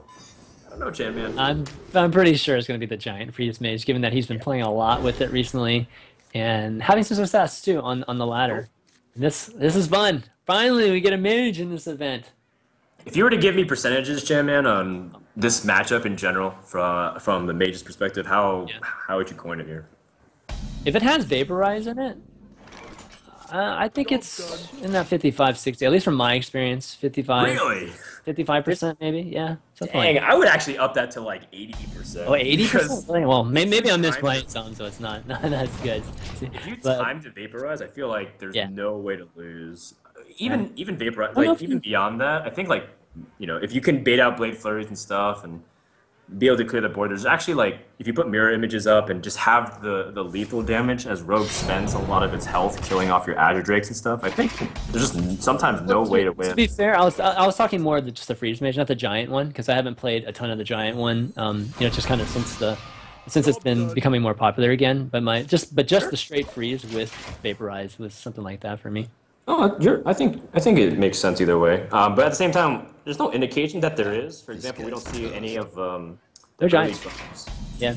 Like we don't see Twilight Drakes or big giant. Oh, we do see Molten Giant though. So maybe he mulliganed improperly for that. Yeah. I think he only runs the Moltens in the mountains, so. Yeah, it could be just having these giants and not having like the commitment to having a lot of big minions like the Twilight Drake stuff. Because people are experimenting again, and General Freeze is still really powerful. All right, so this is an interesting turn. What to do here? Hope you like my invention. You just draw. Just trying to draw into some answers here. Nice. Picks up the Frostbolt. Can remove it if you Freeze want. just to kill off and stall for time. He already has a second Frostbolt. If he believe this wants to deck be has- conservative, though, he can keep it. I don't know if Oh, I don't think you have. I mean, you definitely have some leeway to remove with some of these spells. He does have Antonidas too, which gives him the ability to possibly create some more fireballs in his deck, so he can use some of these spells a little bit more loosely to remove minions. But he just pings it. Okay. I personally like using a lot of the freeze early on. I think I adopt more of the RDU aspect of the freeze mage, where you use your freeze earlier on because your objective is very clear. The later this game goes, the higher chance you have to win because you can combo spells together. But Yeah. I think Trump also is trying to calculate what his opponent can do and use that Frostbolt maybe for better measure. Yeah. Well, Frost Nova Doomsayer is going to be definitely the play here. And the question is, can Sho remove it? He's got an Eviscerate in his hand. Needs a poison draw. That would be Can really easy. Blade Flurry Oh, Eviscerate. he gets a. Oh, okay. Well, that works too. Deadly Much easier. poison. Much Eviscerate. easier for him. Yeah. But yeah, he could have done Double it other Blade ways Flurry too. is actually huge Yeah. too. Could have done it with Blade Flurry too, and just Eviscerate. I would imagine you want to save Blade Flurry just because mirror images and stuff are really annoying to like get in the way of Leroy. So I think save it, use the Eviscerate, and at least get some value off your Deadly Poison as well. Yeah. It's kind of annoying. Like I actually like Doomsayers rarely pop for me nowadays because I think people deal with it so effectively. And Trump's back to square one. He needs to pick up something like Blizzard or something to stall for time. Yeah, but worst case of Doomsayer, it still absorbs 7 for you. You know what I mean? A lot of times you're right. It doesn't remove like everything on the board, but the worst case isn't too It's like an bad ice unless it's barrier. silence. Sometimes they get silence, which really sucks. Yeah, it's like an ice barrier sometimes Yeah. without having to activate the trigger sequence. All right, so he's going to use the crossbow now. That's definitely much better value, removing the Azure Drake and getting closer. So good play there by Trump. Sure. The conservativeness, again, the whole idea and objective right now, Janman, as you were saying at the very beginning, is just to stall and hold out for as long as you can. Ooh, interesting. Show is going to heal his own SI7 agent so that way he can't get ping. And that effectively wastes 4 mana from Trump because he's been spending the past couple turns reducing its health. So he's going to gain back with the Battle Cry and And then- instead of healing himself. And you talked about the Blade Flare saving it up for the mirror images, and it looks like it's going to pan out pretty well for Show here if he wants. He actually has a lot of minions on the board too, if he wants. But I'm thinking Trump is probably going to throw up that mirror image here and try to avoid at least some of this 9 damage that's looking at him right now on the board. Yeah, I wonder if Trump's only playing Molten Giants, by the way. Like, if he's... Oh, he's never playing mind, Mountains. Mountain I was Giants right watching, here. yeah, I saw him. Whoa, and the Arcane Intellect actually puts it perfectly at 4. Oh, But it this will is- die almost immediately, and then his opponent can respond and put more damage back. But I guess in a way That it would would be act as fine. as a damage Yeah, it's sponge. basically like, yeah, it's basically a delay tactic too, right? I wonder. His alternative plays are to use his mirror image with the Doomsayer if he wants to reset the board, but then if his opponent is able to clear it for some reason, then Trump's in really bad shape. He used both Doomsayers, he doesn't have his freezes, and if his opponent's able to clear it and just negate this Doomsayer, then he's out of ways to stall for the moment without ice. Just ice block is his only way to stall. I'm thinking he's going with that option though. Yep, he's gonna go with it. And unfortunately, he's gonna find out that Show has the Blade Flare. He's gonna be able to remove that and just continually put pressure on him.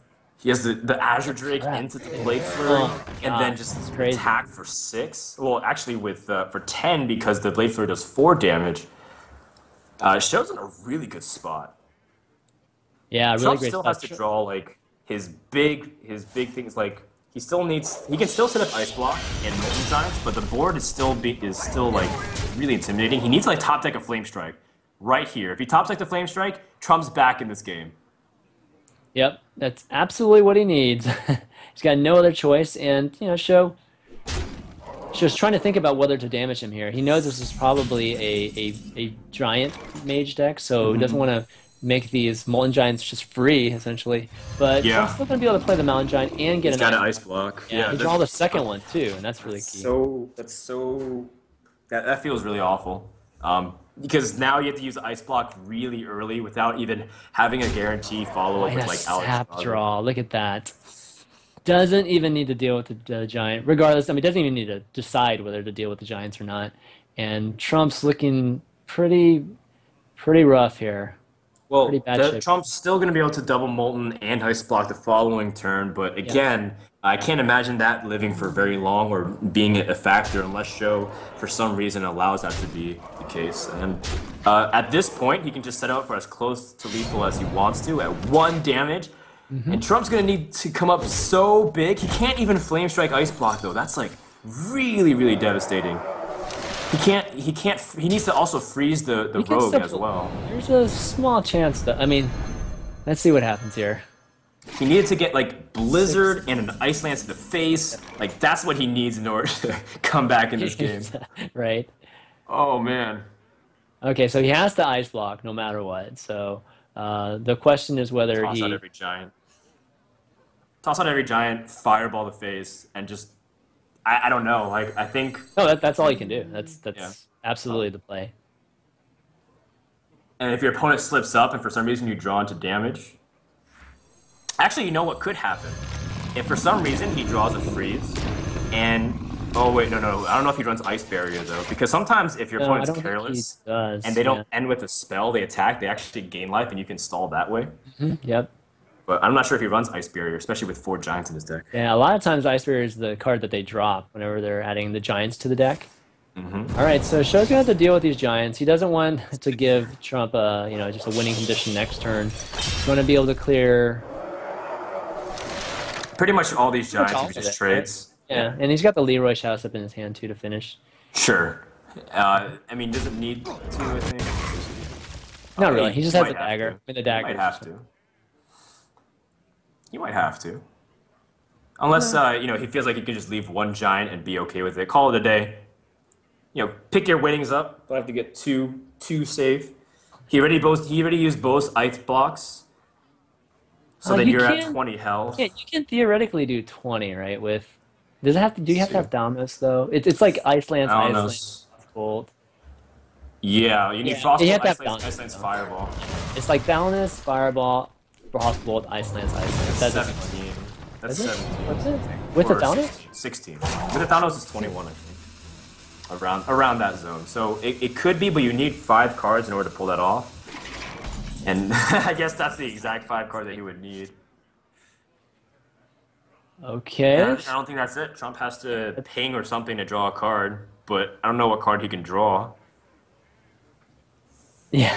I don't think he runs Ice Barriers. I don't. If he runs Ice Barriers, maybe. But let's see what he has. Or Trump might obviously just kill himself if he feels like there's no point. But I think you just ping and see what you get. He has a Frost Nova. And that's not going to be enough. He's going to kill himself. And Trump drops his second game and shows up 2-0 with his Miracle Rogue deck. Yeah, forget matchups, man. Miracle Rogue just gonna beat him. Beat him all. All the No, bad. this was a really, really tough loss for Trump because the Freeze Mage usually does pretty well against Miracle Rogue. But again, Trump didn't get his Mountain Giants in the good part of his deck. I wasn't sure if he was playing regular Freeze.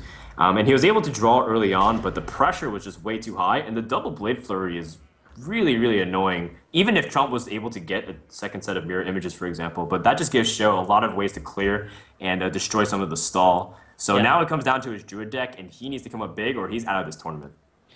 Yeah, just to reiterate, Trump he didn't draw any of this. He only drew 1 Frost Nova too. He didn't draw Blizzard, didn't draw Flame Strike, just the ability to clear the board. So just a lot of key components to that deck that he just didn't have, and ended up costing him. Those three minions on the board just did work for Show there. Yeah, no Flame Strikes, no Blizzard. Exactly. He still could have utilized that. Granted, the mana was still kind of short to do like Ice Block and Flame Strike, but he still needed those cards in order to kind of swing the game. And without him, the Miracle Rogue didn't even need Leroy in that entire game. Yeah, Didn't need gadgets in, just straight up damage. that's right. So with this Druid, let's see what kind of Druid that Trump is running. It looks like a mid-range. At least the one that he ran yesterday was mid-range with the Yetis, the Argent Commanders, Cenarius, double combo. Pretty standard. I think it'd be Solid Druid. pretty solid. Like it's generally okay against a rogue. You can get an early lead and you finish with the combo, as we see with Kit Kats being able to take that game even earlier today. So it's still Trump is still alive. He's not out, but Show at the same time is not really messing up here. He's playing pretty solid, The wild. and he's even on the coin. So a good start for our buddy Show. Definitely, and Trump not really wasting any time this time, just going for it. Just mulliganing all the cards. I guess there's not that much strategy involved with when you're playing Druid. It does get a wild growth, so that's nice. Shots fired at all Druid players. What? He's playing Wild Growth and Mark of the Wild, which, again, that might be ramp, and which That's might great. be It's gonna play- indicated that he doesn't want to play this deck against Miracle Rogue. But he does get a good start. Yeah, turn 3 Yeti coming up. It's going to be good. Wow, look at all that removal in Show's hand. 2 Eviscerates, 2 Deadly Poisons.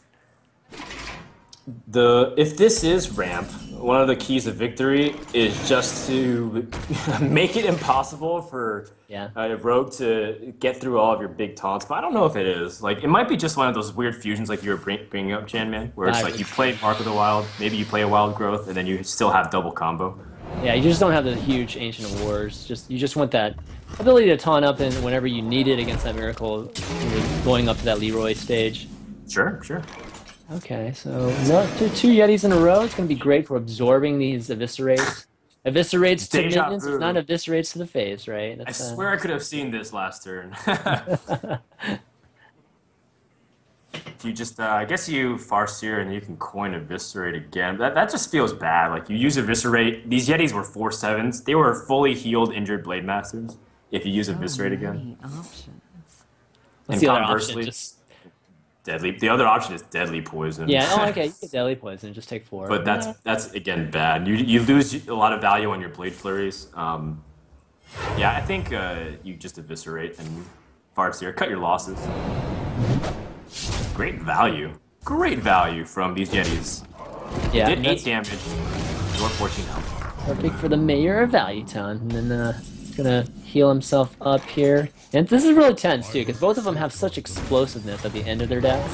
Yes. Even the rogues, you gotta be really careful with the double combo these days. 22 health, you're in jeopardy if the guy hasn't played Innervate yet, right? So you gotta be very, very, very careful with every single play here, even in the early turns. Okay, let's see. We got It's going in the opposite direction though, from where Sho wants. He's been spending a lot of his resources trying to stabilize the board, while Trump is going to have something like this Ancient of War. yeah. He has a Wrath does come out, but I think this is still a good board at Ancient of War or Ancient of Lore. Ancient of Lore. You could even Tongue Twister. Just because, again, it's not a very imposing board. There's nothing like Azure Drake, so that way he doesn't have to worry about it. He also uses Eviscerates, so I think this is a really good opportunity to use it. Sho's still looking for his Gadget Zand, though, Chan Man. And if he gets it, with his preparations and This conceals. is like deja vu. This is exactly what we saw with this is when Miracle goes wrong, when it looks Yeah. like this. But a single Gadgetzan draw can completely change the direction of this match. It's kind of crazy. wow. That's why the Miracle Rogue is so exciting at times, man, because it can look so bleak and then all of a sudden get you a win out of nowhere. It's kind of crazy. All right, you got an Innervate now in Trump's hand, so That Innervate. wow, what potential I say for you 10 just play mana? I just say you play the 4 cards on the right. Wrath, Charge Druid the Exactly. Claw, Innervate the Harvest Golem, and just like go ham. Force the Miracle Rogue player to react Yeah. to you, and that's the way the Druid can take advantage of that. And he's got potential for another 6 damage from his hand next turn too, including Hero Power 7. So looking pretty tough for Sho to stay alive this next turn. He needs Gadgets in now, and even Oh. then it might not be enough. He needs to draw, like he doesn't have Eviscerates. How is he supposed to do something? He needs Saps, Blade Flurry. That's still pretty marginal, and he's Can't draw. dead. Yeah, he's That's dead. it. Definitely dead. No Gadgets in. No gadgets in, no happiness for the auctioneer here. So Trump's going to get on the board here, pull up 2 Nice. to 1. Do you and play every card in your hand, Chan Man? here? Do you play it just to show what you had to kind of like use a frustration, like, rah, I had 2 preparations. And, like, Oh, you're talking about Sho? Oh, maybe. Maybe you do that, just yeah. kinda toss it out. Throw You it can't play out. the conceal though, can you? Can you play conceal and nothing? Yeah, you can play the conceal and nothing. That's true. You can play everything there. Good stuff. As All right, Admirable so- says, it's to show dominance. Is the what? It's to show dominance. That's what To show Admirable- dominance, not frustration. Okay, Trump gets on the board. And the series currently is 2-1. Sho's still leading. This is a best of 5 series. And Sho's got some choices now. Finally has to choose between his, I think, Warlock and Druid. Is that Yeah, right? his Zoo, and I think he's playing Druid. We didn't really get this. I think we did see his Druid against Kick-Ass. That's right. The series went Yeah. 5 games. We saw all of them. And now we get to see, again, another matchup that's been kind of prevalent throughout this entire tournament because Zoo's been a staple, but so has been Druid. So, again, we're going to see whether or not Trump's going to be able to get a great start. That last game was just so simple. Wild Oh, Growth, Curse, it is a Ram Druid. Wow. and it is a Ramp Druid, which is very difficult traditionally for the Zoo player to get through if he can get to that stage. And I like that Trump's already saying, you know what, I won't have the time necessarily to play Wild Growth. I Right. might have to forego it for early options like Innervate, Keeper of the Grove, and keep this Wrath, obviously. Ooh, that Yeti. Okay, so not the quickest of starts for Shoto. He does draw two 1-drops, but they're both the low damage taunt units. So But he's got the Direwolf Alpha to follow up, yeah, so he that does improve its damage considerably. all right. There's a Harvest Column too. Yeah, that's a great turn 1 to 4. Double 1-drops, Direwolf Alpha, Harvest Golem, probably 1-drop dies by then, so it slides in. Defender of Argus, pretty good, pretty good. You shall Yep. not pass. And what's actually really annoying too is Trump doesn't have a good target for Wrath yet, so he might just hero power and pass.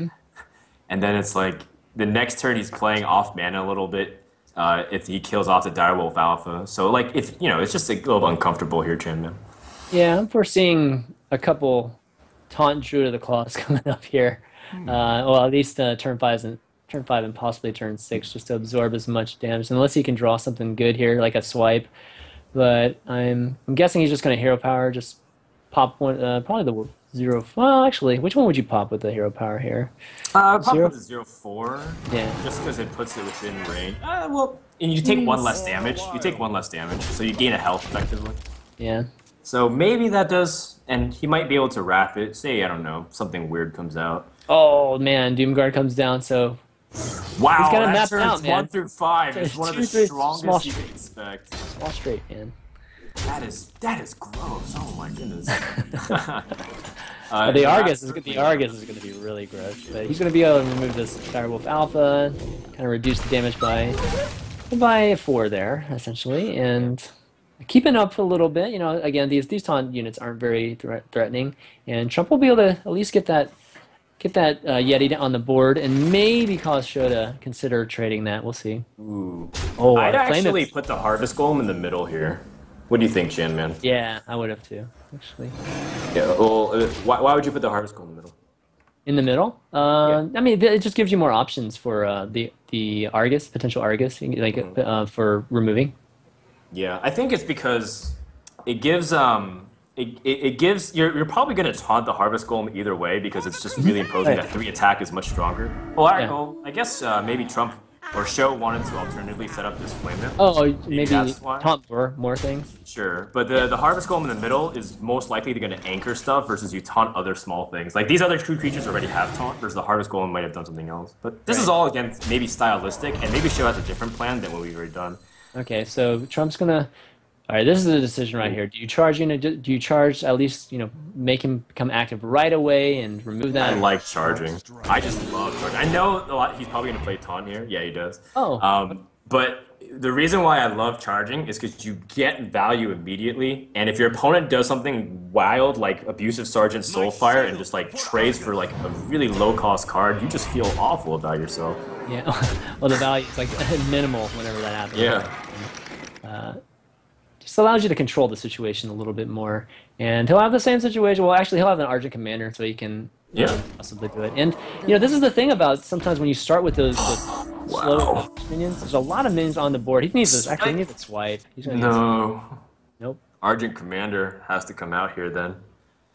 And he's the Yeti's gonna have to, I guess he's able to kill the 0/3 maybe, but then he takes 4 damage in response. Really tough position here for Trump. So tough. It's tough. A lot of these minions, again, they're not super high damage. Thankfully for Trump. Usually when you're in this situation, you're dead. Like right now, like this turn, you're usually dead. So he's gonna be able to. He's gonna have to trade the Yeti, unfortunately. Yeah. If he feels like his health's a resource, he can still use it and pick up free value. can't But do at the that. same time, 4 damage is a lot.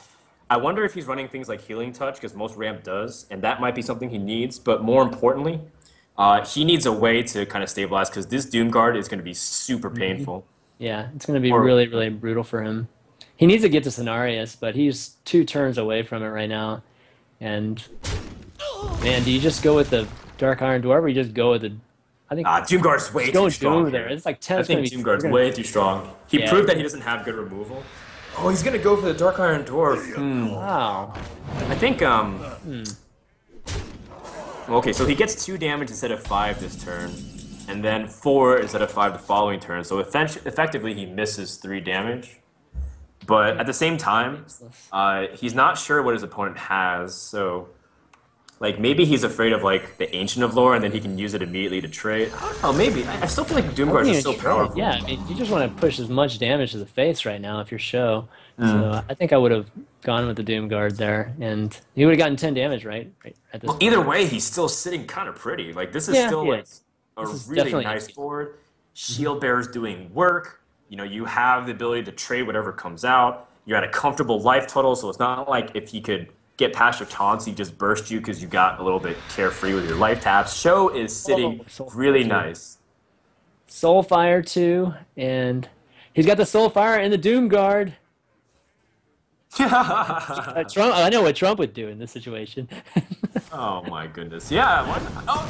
Oh, okay. Okay, Well, he's lose going it. for it, All right. but I don't see why Okay, not. I think, Show in great shape to take this series right now, and I don't think there's a card that is there a card that Trump can get here. Okay, he got a Mark Mark Wild. of the Wild, Faceless, that's what you gotta do. Faceless, Mark of the Wild. Oh, but you still have to kill the 0/3 Shield Bearer, which has now become a 0/10, I think. I don't know. No, 0, yeah, something like that. It's like insane value on this Shield Bearer. Oh my god, ridiculous. Exactly. Okay, so let's see what Show does here. As long as he doesn't draw a Soulfire, you know, it will be. I bet it's a black man. Oh my There's god, the- are you serious? Oh, These man. top decks. I think he was so far ahead it was kind of inconsequential, Dude, but he's gonna start getting another, dude. Whoa, I don't believe it! Show, what are you doing? You're using all of your RNG right now. Oh, yeah. Top deck Soulfire, top deck Doomguard, off the top, back to back, 0 discards. That is efficiency, and that is tournament over for Trump. Show advances to top 4 off the back of his Zoo deck. Lots of libations last night, apparently, from Show, because that's an incredible draw. Gotta be joking me, dude. This I know, guy. that's sick. Totally sick. So yeah, so he's gonna finish top 4. Still in the losers bracket. So he's going to be in the finals in the losers bracket here. But we're gonna try to decide who's gonna join him in the finals with Tides of Time versus Reynad. It's gonna be coming up. But before we do that, guys, we're gonna take a quick break. So stay where you are.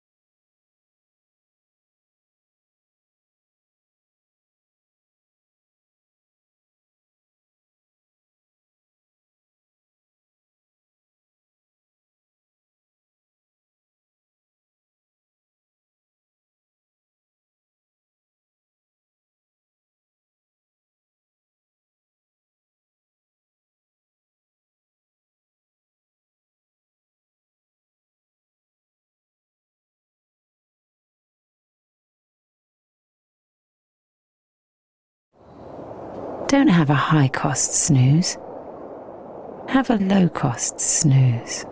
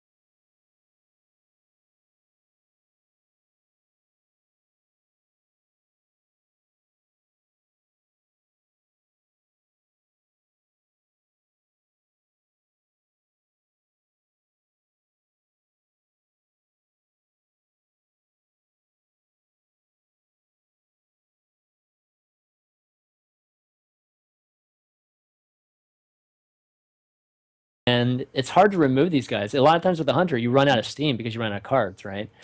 Yeah. Raynan wants like Fan of Knives. Like Yeah, Fan exactly. of Knives preparation. Oh, Blade Flurry's okay. He can actually use that. Not right now, because obviously. Well, actually, he still can right now if he wants to, but he's still going to be taking damage in response. So he attacks, coin out a Blade Flurry, or even prep. Okay. I guess he values the coin more than he values the prep. Yeah. Makes sense, so that way he can coin out an Azure Drake or something. Or he could coin out an agent and use a hero power next turn too. That would be pretty decent.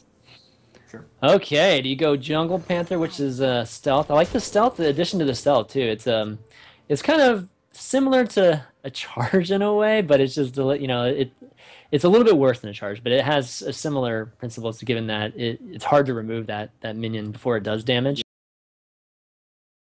Yeah, it feels almost quote unquote guaranteed in a way. Yeah, yeah. In It's a the very, latest. it is weaker because of 2 health and maybe like a spell powered Fan of Knives, but I understand exactly what you mean, Chan Man, and I think this is just 4 damage you kind of already calculate into it. There's just so much damage. Oh my god, like this is ridiculous. Hover, of course, it's a hover companion. What else It's could it always be? a Leok for me, man. I don't know. Yeah. I don't know what he's doing, but he's doing something right because all right, he's trying to decide whether to trade with this, and Yeah, at Fan this of Knives point, would wreck its board. I don't think there's. Okay, I think think you go I think face. you're I think you so go face. close. Yeah, I think think you're you go so face, close, and and it's okay. But at the same time, losing your entire board really does stink to like one spell that cantrips. Not to mention that if he does have Fan of Knives, he'd attack the face. But he also recognizes that I think if he had it, then he would have played it probably earlier on the 1-drops instead of having to do that elaborate do-si-do with Blade Flurry. I don't love that. I think he should have just gone face there because he has draws for a lethal next turn, Sure. regardless if he clears or not. So he's still in great shape. Don't get me wrong. Yeah, I mean, it's just a way that he can secure his board a little bit more, force the removal back on him, on the minions, rather than being able to take initiative in response. Because, again, if it goes catastrophic, he uses Earth and Reed Farseers with, like, I don't know, another preparation of some.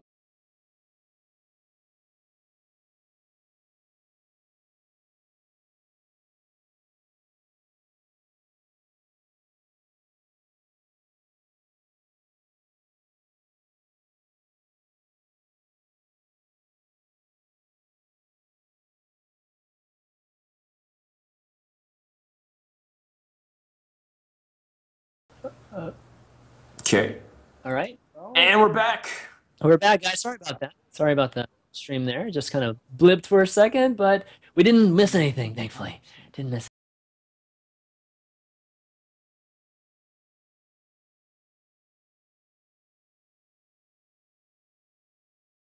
anything. Okay, let's see. So if you're Ray, I think here you just there's no way to heal, and I think the Gadget Stand can't really do anything, so you could eviscerate an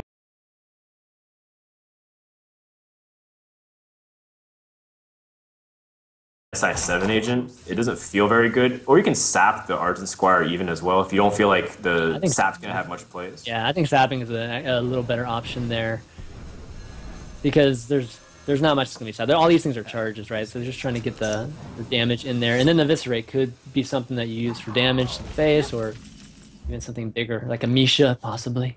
Does make sense. I mean, all those things, again, are very difficult for a Like rogue to Misha. deal with generally.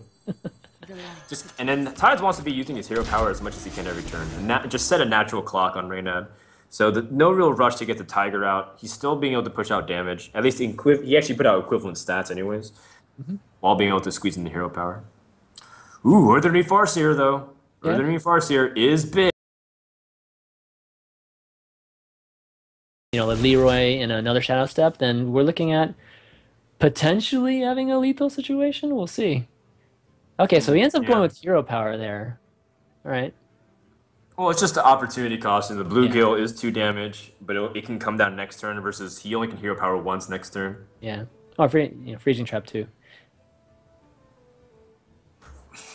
All right. You can get 4 damage from the bluegill and the hero power next turn, plus the 6 that's on the board. So he's too short. Just needs to draw 2 here, unless he shadow steps the earthen ring here, which he looks like Yeah. he's doing. So he'll need. I like it just Fine. because again you want to just be as safe as possible, and you know healing up. Sure, you lose some of your damage, but at the same time, it's like you realize that this is survival mode. Plus, he kind of has to kill this gadget stand if he doesn't have lethal. Okay, that's a pretty good draw there with the bow. It looks like he's got 6, 9, 11, 13. Yes, 13. He can play the freezing trap, which can. Then if he attacks with the earthen ring, and then the earthen ring heals himself up again, it's like he has 4 earthen rings then, That's true. in a very odd way. Yeah. See, this is where he could have had If potential he set up the lethal already. hover, right? But Yeah. then at the same Yeah. time, you don't know what that Drake could have done in response, and that could have been adding a couple hits, or even worse, it'd still be alive, and he'd be 8 health lower. In which response, like he'd actually might be in danger of lethal if his opponent was holding Leroy. So it's a little unfair to judge at that point, but I think objectively you're right because he obviously didn't have it. So in that respect, the Tide should probably have gone face. All right. You let's see. have I to think kill I think he's gonna force to remove a lot of this stuff. Oh yeah, oh yeah. Yeah. I mean, the gadget stand's the highest priority. If you can't kill him this turn, you have to kill. Oh the yeah, gadget for stand. sure the gadget's in. It's just a matter of do you remove the earthen ring here? Quickly. The earthen ring, but then the SI7 comes out anyways and kills off your tiger. Hey, but at least you get a Well, charge okay, off your that's true. bow. At That's least you get a true. charge off your bow though, which is nice. Oh, definitely. I think if you don't care about the charge of the bow, you just go for it because you get 3 damage back anyways. And Yeah, the I think delay yeah, of the I turn think you doesn't just matter. yeah, just go for it. You kind of reline yourself to go for it and just kill him in this next turn. Now, right now, if you pick something like Phantom Knives, oh my goodness, that is going to be so big. Oh, this whoa, this. Oh, he has a let's shiv. see. He has a shiv already, so he already has a way to deal with Hey, let me see. the tiger Tiger, without committing yeah. a resource. Yeah. Well, he's got okay. Let's see how much damage he actually has. He can weapon up. Got 3 there, 9. This ray gives him 13. Wow, he's really close. Okay, and he tests immediately with freezing Okay, trap. yep. Sometimes people test with weapons, but if it's misdirection, that could have been awful. So Okay, so it's gonna be 5 now, but I have to imagine he's gonna play it again. Heal up to 12. Shiv the tiger. sure, but you shift first and see what you draw. Yeah, for sure. For sure. Can you even set up lethal with this though? Like, because then the cost of 5 is not something to be ignored. I think you yeah, sap I the think you set up, one? no, you can set up. I mean, you always have a. Let's see, if you have 2 3/3s on the board, you could take them down to 11. Then you have the poison, which could give you another Sure. 9 next turn. So you would just need 8. Oh my. Reyna's gonna go for a board clear, I guess. Ah, okay. Oh no! Instead, he needs to heal. Yeah, of course he needed to heal. So instead, he saps a set of shivs, which kind of accomplishes the same thing, where it just kind of removes that 5. Like that 5, if it comes out next turn, it's still going to require 2 turns to be able to attack. In which case, Tides might feel like he doesn't have enough time to get away with it, so he might just commit all of his resources into setting know, up a potential lethal. If Reynad draws a Leroy, I believe he wins. Sure. Like, But at the same time, I'm What? still kind of surprised he didn't shiv there, because then he might have drawn into an option immediately. Versus sap is the same cost, Yeah, true. and now he has this almost guaranteed 5 damage the following turn. Oh wow. Okay, we'll see what he draws here, guys. Ray needs a Leroy top deck and shiv into a shadow step or something along those lines. Prep? Mm. Nope. Prep don't. Okay, you got to shiv first. Oh Shiv first. man, Go. he needs to shiv. What does he get? Leroy eviscerate. my Oh, goodness. gadgets, and he's got prep. But he's staring at lethal. Like, how is he supposed to prevent this damage from coming back? Well And I'm surprised that Reynad went for this route instead of shiving. So he can. Okay, let's just think about it. He can gadgets and prep into eviscerate. Let's see. Well, backstab this 1/1, see what he draws. I mean, at this point, we can think about what he draws, or we can just kind of watch and see what happens. He gets his SI7 agent, has to backstab this 1/1. Yeah. But unless he's playing something like Ooze, I don't see a way for him to get out of this. Nope. Nope. And Reynad ends up falling in this game number 2, and Tides takes it with his Hunter. Yeah, exciting game though, man. Tides got up to a really quick start there, and Reynad almost brought it back and pulled out a miracle win there. But 1-1, guys, in a best of 5 series. And this Hunter, I like it. I like it. I like to use stealth units and a little bit of wrinkles Interesting with take, the right? yeah, the It's an Argent interesting Squire take, 'cause too. you Yeah. always tend to see like Stranglethorn Tigers in like the mid-range Hunter, but you see it kind of here as a function as you want your minions to have as much damage as possible independently. And if you just stuff your deck with as much damage, because the Tiger almost will guarantee get the 5 damage off, versus if you just put like a Yeti, it might just die off. So if you kind of have that, you have cards like Arcane Golem, Abusive Sergeant, Leper Gnomes, and just over course of time, the Hunter does so much damage. I think it's a really cool inclusion in the deck, in my opinion. What do you Yeah, think? the beauty of the Strangleheart Tiger, and actually, I remember playing around with Strangleheart Tiger a lot back when I was like messing around with Hunter quite a bit. Is that even if you lose tempo, a lot of times people just throw in charge and just kind of punch the face. The stealth actually gives you the ability to to still sustain a minion on the board also in another way. And a lot of times the Tiger becomes like a beacon for your kill command, and you can set up like these crazy awesome finishes, huge burst finishes from the Hunter. And it's really, really nice there. But it looks like right now it's going to be breaking out his Shaman against this Hunter. And what do you think about this matchup? I'm going to ask you the percentages, Frodan. What do you think the percentages is for this? For Shaman versus Hunter, well, traditionally in the Unleash the Hounds meta, Shaman won like 25% of the time. It was really, really disgustingly brutal because you can't use your hero power effectively without controlling like the RNG. And at that point, it was really difficult to climb back. But ever since like the fall off of Unleash the Hounds and the confidence that Shaman has to build the board, I say it's still pretty decent. I would actually say it's based off the way the decks are, I would say 45-55. And it kind of gives or takes based on how the people play it. And this Argent Squire is going to do so much work against the one-drops of whatever Tides has. Yeah, well, Tides fortunately has his Argent Squire also to counter that. There's nothing too crazy there. He's got explosive traps. Got that Leroy there. We didn't see the Leroy last game, so pretty cool. I'm wondering how many traps he has in there. We saw a freezing trap. We're seeing explosive now. It's pretty aggressive, so I'm thinking there's another explosive trap there. But is freezing trap the only other trap in this deck? That's really the question. I think so. I think those you don't really need to run misdirection. Freezing trap kind of does the same exact thing as Leroy, anyways. If you keep the board clear against Miracle Rogue. One thing that is really nice is this Ooze that's in Reynad's deck. It's great against Miracle, and it's conveniently good against Hunter. Also, Yes. Doomhammer, with the inclusion of a lot of more burst in the Shaman's deck, also gives it a way to race the Hunter as well. So Doomhammer might be an MVP for this game as well if Reynad gets the opportunity to do a lot of damage with it. Yeah, absolutely.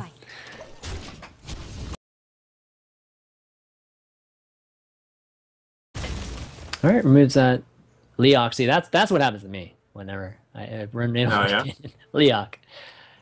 Well, I guess in that respect, Tides does at least have a minion on the board that can kill a lot of these totems. It seems like Reynad clearly doesn't have spells like his Earthshock or even his Lightning Bolts to kill off these units, so that definitely gives Tides a lot of information to work with. It's nice that Reynad does roll a Taunt Totem, though, because every single point of life is really going to start to matter soon. Yeah, that jungle panther is not quite as strong against the Shaman, given that the Shaman can storm and remove it. Nice thing about the stealth again is that your opponent can't react to it normally.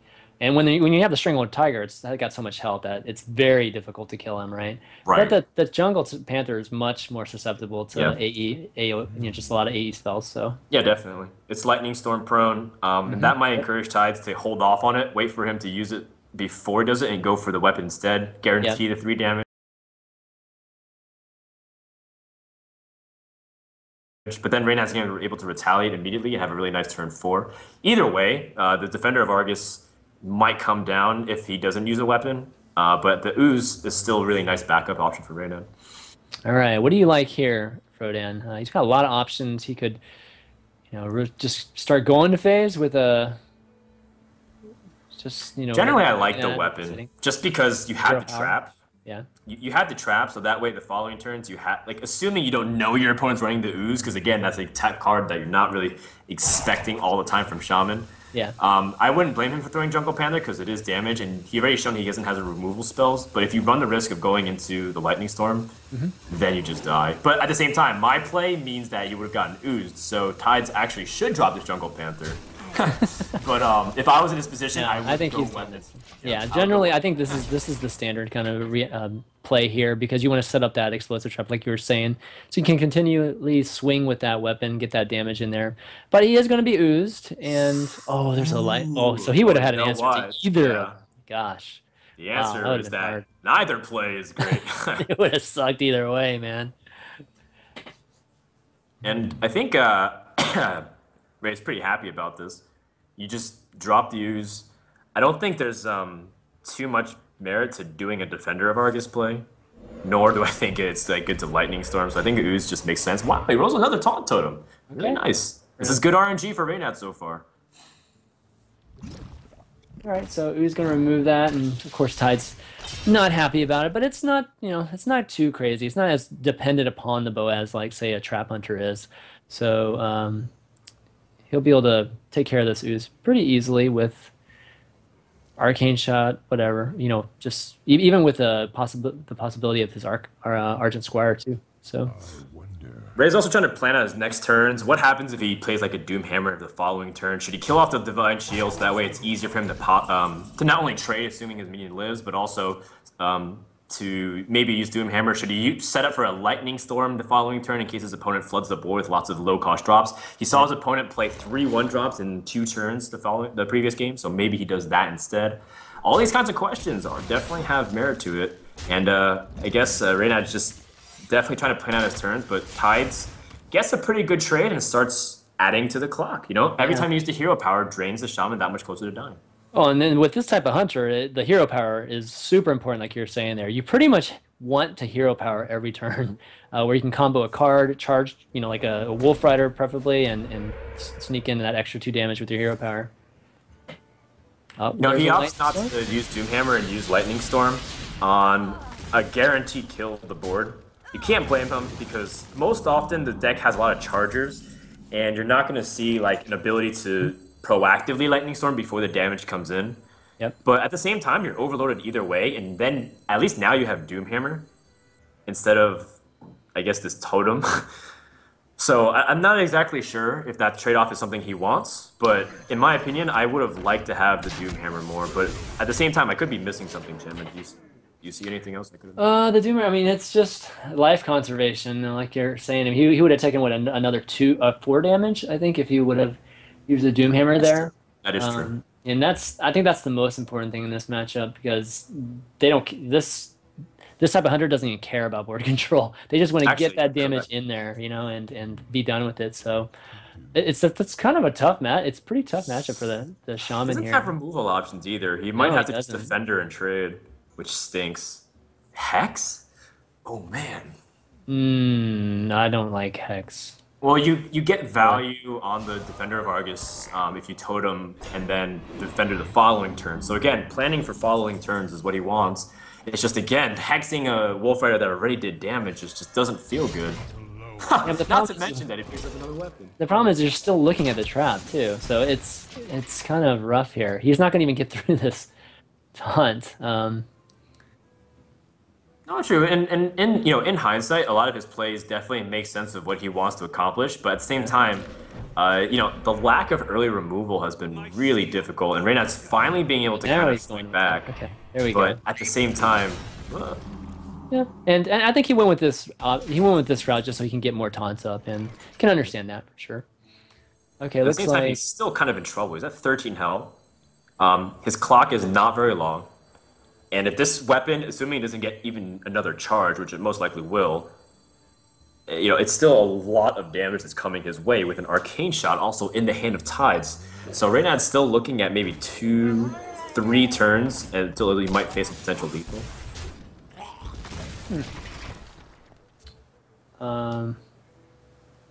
Yep, so Tides sets up a way so that way he, it kills off the Healing Totem. Healing Totem is actually like a explosive traps nightmare, right, Jan? yeah, it is definitely. very problematic for the explosive trap. Huh. Wow, a Feral Spirit draw for Reynad. That is Oh, very lots. key. Yeah, That is lots of 3 health minions. No, it doesn't line up well with the explosive trap, and like you said, the heal totem is going to be amazing to heal all those guys up after it if he doesn't get rid of it. He This next. really hopes this is a freezing Yep, trap, but he knows it's exactly. explosive. Yep, and ends up working out before the feral spirit even comes down. So, No, I feel like you got to play the Feral Spirits here just to set up oh another my gosh, he taunt. does't play the. Okay, there it is. He has three No, he mana was now going left. to. He Yeah, just he has wanted to three play mana another left. 5. The only other option was maybe Doomhammer if he wants to potentially set up damage. But I think he wants to also play Fire Elemental. And at this point, he's just saying, I don't care if you have Unleashed because I just need to survive because he needs to make a play for the board. All right, And so this we're is just gonna really back- annoying for Times. Really annoying. But he still has Burst, and if he's able to get through that last Taunter, which he can, and then set him up, he can potentially just Leroy him down. But he's, oh god, he's so close. So close to lethal this turn, unfortunately. Ooh. I'm a tiny bit surprised he used the Panther. I mean, the Panther still could have died to a Lightning Storm, his second one, but he did give up 1 damage potentially for the Wolf Rider. You know, Wait, instead of doing the Wolf you're Rider. right. That You're was right. Did he a use the little. Wolf Rider? No, actually, no. He still wouldn't be able to lethal that turn. Yeah, I think No, Tides is no. actually thinking retroactively about that. Well, he didn't lethal, but he could have had the option of just removing the Azure Drake too. But I don't know. It's debatable. Conveniently, this 1 health doesn't actually make that much of a difference because he does have that clock. But you know, Reynad, that freezing trap actually might be the key here. If he's able to kind of set up another taunt. No, wait, 6 mana. He's overloaded for 2. Oh man, I forgot about that. Oh no, Is this he forced to like hex his own minion? Well, no, he Oh can. man. Oh, he can. I mean, he can taunt the Azure Drake. What do you mean? Oh yeah, you're right. You're Yeah, right. he can taunt the Azure Drake, and then he can Sorry, I'm remove just the talking. 3/1. Like, and sometimes like you feel like, oh my god, do I have to do something stupid in order to survive? No, dude, I've hexed my own minions plenty of times before Well, against like Miracle Rogue and stuff like that. But Defender of Argus here is going to be. He can lightning bolt that 3/1 if you. Is he going face? Let me see. oh yeah, I think at this Yeah, he's point, going face. Yeah, just going for there's it. no way for him to win otherwise. Yeah, and But that's we the know smart that move. Tides has this game. Yep, and he's got the game, and Leroy's going to remove that, and then he's going to finish it with the bow and Wolf Rider. So Tides takes game number 3, goes up 2-1, on the hill now in the best of 5 series against Reynad. And man, that Hunter deck, man. Wow. You know, and I think he's going with Handlock again, and I think that's why he picked Shaman over Handlock because if we talk about how Shaman kind of matches up against the Hunter, if it can get some damage in, maybe it's like 45, 40%. But Handlock feels like almost a free win for the Hunter because you have the kill commands that naturally just drain the life, and even if they get Molten Giants, there's a way for them to get through. So I feel like with Reynad showing Shaman that I'm almost certainly positive that Reynad's running Handlock. Yeah, and Tides, you know, we haven't seen Unleash the Hounds, and we haven't seen Hunter's Mark yet in his deck. So I'm curious to see if he has those. Those will obviously help with any kind of taunts that Reynad can throw up, even in desperation. But okay, those are the kind of cards you want to see, though, if you're Reynad. Yeah, the Watcher are the- Iron Beak Owl actually allows him to counter pressure. Yeah, exactly. And as a result, he's not going to ever have the opportunity to play like Mountain Giants, Twilight Drakes at high value. Right. Oh, and Morgul, too. It's good, too. Okay.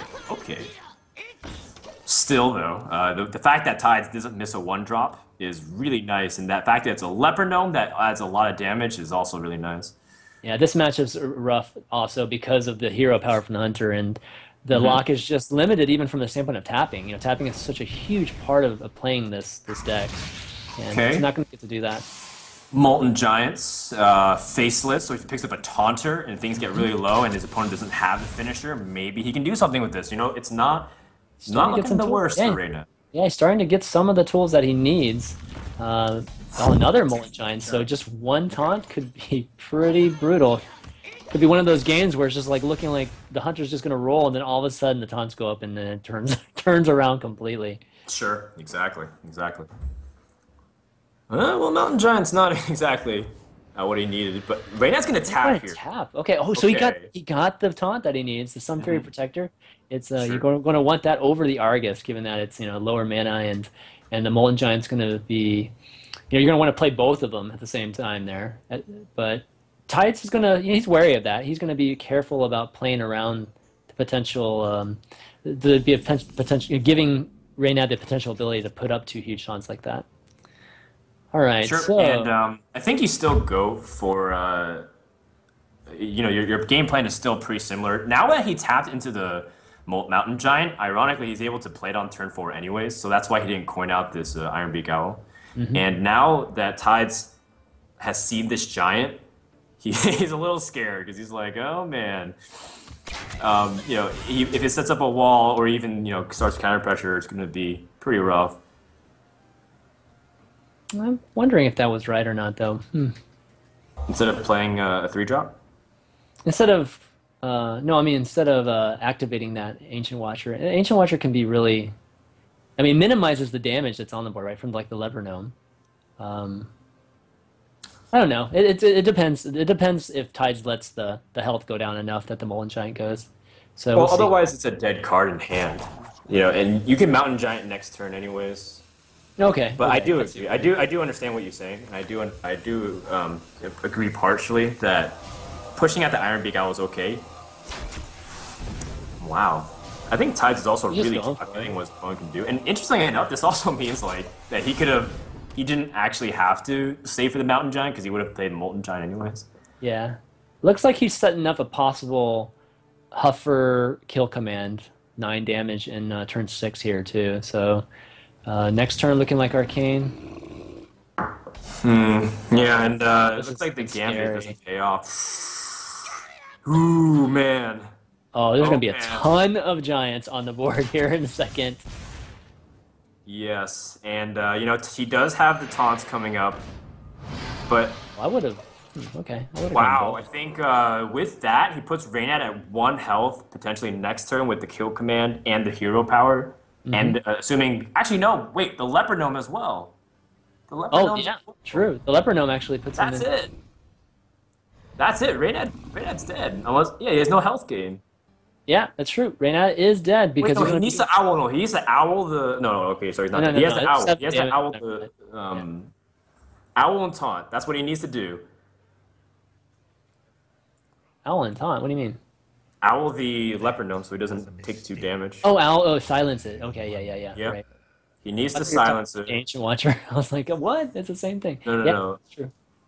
Owl. The only way he can live is if he owls the 2/1. Do it. Does he know to do it? Leopard gnome. Yes. And he Like he's doing it. He understands. Oh my gosh. Is And he all of a sudden, Tides is looking at a potential swing if he does end it. Leroy. Oh gosh, he doesn't have a beast. That kill command, it's kind of All useless. right, let's.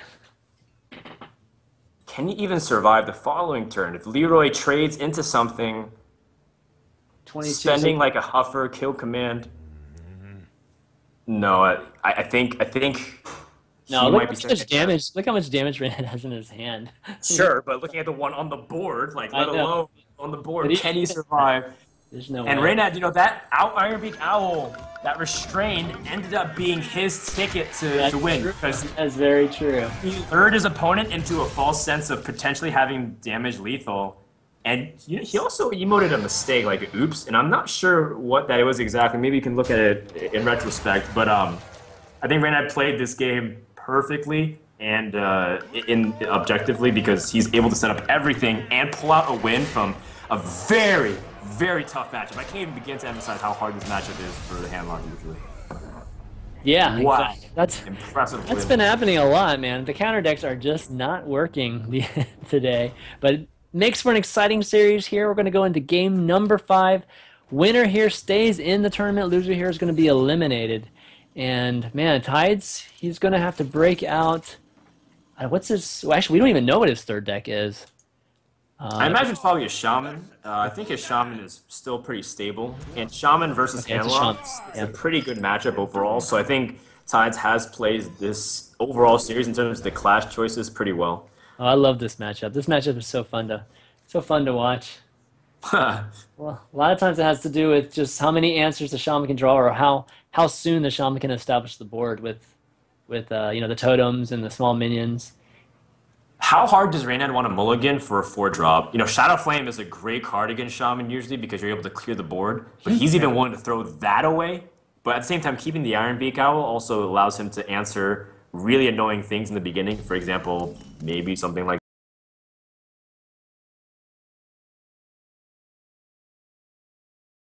the Mana Tide Totem if it doesn't, if he's able to draw a lot of cards off of it. Manatide's So, so good, man.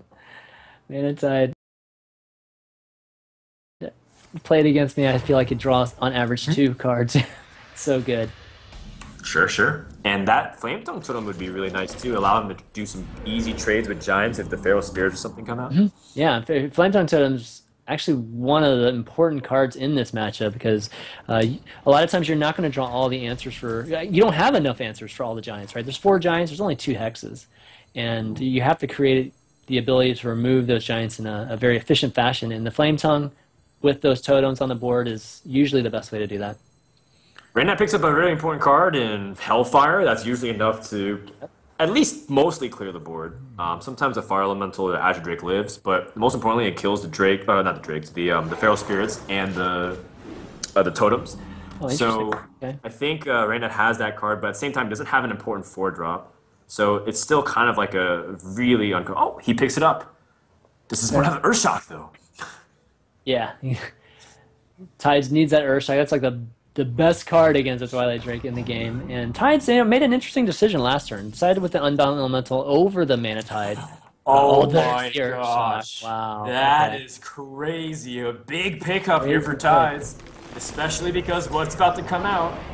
Right now it's going to be one sad camper.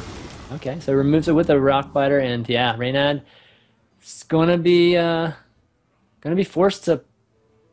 Unless Does he he have picks up any a other Mountain play? Giant. Does But he if have he any gets a other? Mountain Giant, Okay. then He still has an he- answer. Tide still has an answer for a Mountain Giant, so oh, he's going to Drake and probably Soulfire. And in which case, Yeah. his opponent's going to Earthshock, and then it's like, well, okay, so we have nothing we can attack each if other. he loses a Giant, that'll be so bad. Okay, no, he lost an Argus there.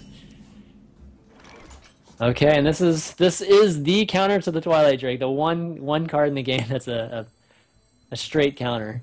Most definitely. And, I like Tides not overextending. He's still refraining from playing Mana Tide the entire time. And he just doesn't. He wants his opponent to use something like AoE. Maybe Reynad Hellfire's here, but that's such a weak board to Hellfire, because especially since it's just totems plus Yeah. the Death Rattle draws a card. So he might choose a really passive turn of just life tapping and maybe playing Iron Beak on the 1/1. Like that's and even- might be what he chooses. And even like a Giant play here would just. This is the situation I was No, talking about. I This is don't perfect. blame him for passing. I don't blame him Yeah, for passing. I It's don't like blame him not for really passing worth either. silencing that. Yeah, it's only 2 damage on the board. It's like not a big deal. But now he's gonna put a big threat on the board with the Fire Elemental. Oh, or maybe not. Or I think the Harvest Gun's a better choice. Yeah, fill the board even more. Really bait out a board clearing spell here like Shadow Sure. Flame or Hellfire. Still gonna have the Again, Harvest Gun on the board too. If he plays something like a Mountain Giant, these Flame Tongue totems will wreck. It'll absolutely destroy whatever comes out. Reynad's going to go clear and the look for the board. board clear. Yeah. Hellfire, finally. And as much as, it's annoying that you're only killing totems, it does represent 8 mana over time. So, like, at the same time, even though it's not loss of cards, he still gets a full board clear, which is important because Tides can't utilize things like Flame Tongue Totem as effectively anymore. Yeah, and it's really good to set up the Mountain Giant too, because Tides doesn't have things like Feral Spirit. He just drew it, but doesn't have the ability just to fill the board really fast there. All right, see what else he draws. Oh, All right, thanks for Rig gets a watching. Mountain Giant. And a Mountain Giant would go straight into a Hex. You don't always expect the first Giant to do well. In fact, Yeah. you really do. But it's always like the follow-up ones, in which case he might be a little bit more, and I'm going to steal this word from you, Jamie, he's going to be a little bit more judicious about how he approaches this. Wow, 2 Faceless. Reynad's got 2 Faceless in his hand now, and he's hoping for. He got a Molten now too, so he can follow this up with a Molten Giant the next turn. But that Violent Teacher is, that's the one thing about Tides' Shaman that I really liked. That gives him the ability to fill it with just casting some spells like the Hex on this turn. Feral Spirit's going to be awesome. He's going to have like 5, 6 units on the board next turn. It's going to be You could great. have a full board if you Yeah. really wanted to. And that's really hard. And Reynad would have to answer. He does have a Shadow Flame, which is nice, but at the same time, it's like that is really, really annoying to deal with. Here it comes. Oh no, he's gonna hold off on the. Yeah, he looks like he's gonna hold off on the spirit. And I think feral Sure. spirit, and I think that's smart because it gives him another way of another reload whenever that Shadow Flame comes out. It's the same concept as fighting against something like a Control Warrior, which you want them to use Brawl, you want them to use Baron Geddon, and then drop like Feral Spirits to delay, and also since it's so cheap, you're able to put like a really expensive minion like Fire Elemental and be able to respond. So I think overall Tides is being very, very safe and conservative with his cards, and I think that's the right way to approach his matchup. He's not in any threat or rush to finish the game. He has Alec here. Even with just a Flame Tongue Totem, it's still 10 burst with whatever he has. So I think he's just going to take his time here. Okay, so Reynad just throws down the Molten Giant. It lines up perfectly just with his health. But this, Tides is in great shape here. He's got Yeah. the Flame Tongue Totem. He's got lots Plus of things the- on the board. I think- Yeah, Flame Tongue plus Argent is just like really bad day for Reynad. Exactly. Molten Giant dies so easily.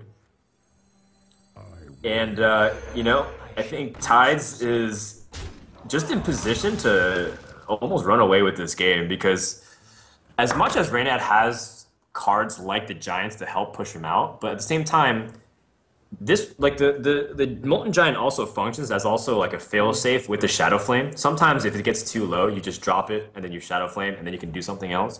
But now he's losing his options as well. These Giants haven't been able to get value back whatsoever. I don't know about. Now that I think about it, I'm not sure. I'm wondering if this is the right player. Now, given that he knows that his opponent potentially has another Hellfire or Shadow Flame, so maybe just throwing the Violet Teacher in there, it would have been okay. Well, he commits to it, so if his opponent doesn't have a Shadow Flame here, he potentially has lethal next turn. So Sure. He doesn't that's want to what give he's him for. an option to, because people would have been like, oh, he missed 5 damage, but he doesn't want to give his opponent an opportunity to Shadow Flame like a second Molten Giant, for example, and reset. Because again, that is a fail safe that handlocks often refer to, but not the case here with Reynad. He picks up a Twilight Drake, which the first one got Earth Shocked. It hasn't been Right. going well. Every single giant or every big threat that came out has been answered immediately. And, it's not been looking good for Ray. How can he kind of answer this? well, he can faceless. He could faceless the Argent Commander and then Shadow Flame it and clear the board. It's Well, one the thing. Violet Teacher lives with 1 health. No, it's because he doesn't have the Flame Tongue, right? Yeah, unfortunately the buffs don't that's carry tough. over, so it's Yeah, like, that's true. you get a clean exchange. No, but I I think, think he can, you're right in the actually. sense that the Shadow Flame has to come out here. I think Earthen Ring Yeah, plus Shadow Earthen Ring Flame. Earthen Ring would be a pretty good one. You clear out everything but the Violet Teacher, but then man, the board's just going to fill up again the next turn. Exactly. That's is where the Feral brutal. Spirits kick in. Feral Spirits, Senjin Shield Master, and then another Flame Tongue. I don't know. Stuff like that is just what makes Shaman almost unbearable in this matchup from the handlocks perspective, because it just feels like no matter how you try to clear it, it has answers to your threats. It keeps loading up the board. It gets really efficient trades, and in the end, it just bursts you down anyways with things like Yeah. Doomhammer and Alakir. Such a different style of play too, which is like that's what I love about Hearthstone. It seems like all the different classes require a different way of playing and learning them all. finesse. So yeah, it's a really really fun. The closest thing that isn't finesse in Hearthstone is definitely Zoo, though. You have to kind of make a case. It's like you just kind Yeah, of true. log jam your way, Just barreling gotta. down. It can be brain like not yeah. The cards can just play themselves a lot of times in Zoo, so that's true. I like it, Chan, man. More Mm-hmm. stuff like that. All right, so Argent Commander. Instruction I wouldn't Okay, be so mad this- if he Feral Spirits here either. Ah, yeah, because it I has would- Shadow Flame or Hellfire, but there are usually 2 copies of Hellfire, so he could be worried about that. I think he's also starting to be very cautious about what happens if his opponent has Leroy, Power Overwhelming, and Faceless, and Soulfire. And in which case, if he does have that, then you absolutely want taunts this turn, because he still might die to 24 damage combo if he's not careful. Yeah, I like the Sinjin. Oh, he's thinking about Sinjin. He's I think Drake and Feral Spirits. Drake and Feral Spirit. It is committing to it. I kind of think Sinjin could have been okay too, but I like this play too. So it's but he actually passes on getting a token there, which that was a little bit of a misplay. He could have gotten a token from the Feral Spirit. Oh, you are correct in that Yeah. regards. If he feral spirited before he died, yeah, Yeah, that's interesting. frustrating. Interesting. Maybe he didn't want it, but at the same time, conveniently because he didn't, it doesn't give a target to Mortal Coil. So Okay, all in a right, way, sure. like it He actually knew works it. out perfectly. He And knew it. Tides' ways are not our ways. This is anything I've learned. Right. So does Reynad sense that he can die this turn as well? I think so. With 12 damage represented and only 7, plus his opponent's holding a lot of cards, it could be just straight up lightning bolts, doom hammers, rock biter, that kind of stuff. In which case, he needs to set up defenses as well, or answer this board somehow. All right, how what do can you he go do? about He it? can How do you go about it? siphon. He can siphon Twilight Drake, which I'm sure Twilight Drake just feels so bad in this matchup. Yeah, What's I even think he worse has to about search for siphon? answers. Yeah. Oh, Leroy. Boy, oh man. Oh, wow. He doesn't have an AoE. I think he was hoping to pick up something. But I think if he just plays his Argent and he taunts it up, I think that doesn't matter. I think Tides will win from that because he has the. Oh no, he's overloaded for 2. He better do something. Okay, siphon. I think that's a good play here. Yeah, I guess that's all he could do there. And man, Tides has a ton of damage in his hand. He does. He has the ability to do 10 with the Alakir plus the 6. Oh man, that was 16. If he had a spell power totem, he would be able to do a lot. Yeah. Yeah, he's got 16. I think that's the most he can do, right? 16. I think if you see one Molten Giant at this point, you're feeling confident enough to kind of push your opponent down, and be able to just kind of just rush your opponent down because he won't be able to put out Molten Giant easy from that point on. I just lost the screen here. Yeah. By the way, our stream went down for a sec. Hold on. Okay, we're good. And Can we're back. see again. Can see. All right. Okay. Didn't miss anything. That's good. So Hold on one Tide's sec. really setting up the lethal this turn. Puts down the fire elemental. Does 3 damage and Reynad does not draw a board clearing card here, and I think it's looking pretty bleak for him. Yeah, he tapped too, and it looked like he got the Argent Commander, but a lot of these things, he doesn't have Shadow Flame #2, doesn't have Hellfire. He needs a way to kind of reset the board, and even so, he's put himself so low that if he was able to reset the board, he'd be worried about getting lethaled anyways. Yeah, I mean, even an owl would have been decent at this point, but he didn't draw either of them. Going to put up a taunt, see if he can at least absorb that fire elemental, but it's not going to prevent lethal from happening. Alkir's And going to so- put some show. Tides is going to advance to day number 3 off of a really contested series between him and his teammate. 2-3, really close. Once again, we've been seeing pretty tightly contested series. And, Reynad, I think he just got outvalued, and that's what Shaman does. Look how many cards that Tides finished, despite the fact that he'd been playing, high value cards the entire time. He had 6 cards left with a lot of threats. Another Argent Commander, another Fire Elemental, Lightning Bolts. These are ways he could have continued to push out. And overall, he played really patient, loved this kind of control style, and that's why Tides is feared amongst a lot of players, because when he can play this kind of game at his own pace and style, he's extremely dominating and imposing with these kinds of decks. Yeah, definitely love that Shaman deck, and he had. I think some people have been starting to play with Violet Teachers and some Sinjin Shield Masters like those additions, and he was just owning the board the entire game. And when you're a Shaman and you're in that position, a lot of times you're going to be winning. And he had a ton of damage in his hand too. So even if he started to lose that a little bit, he still had some burst in his hand. Definitely a good playing by Tides, and. Tides was feeling a little bit shaky, yesterday, towards the end of yesterday. So it was really great to see him kind of come back here and play some solid games. And he's going to be moving on to the finals of the losers brackets. He's going to play Show. Show, yeah. And then the winner of that will, I think, play the loser of RDU and Dark 1X. We're going to be casting all these great games for you guys tomorrow.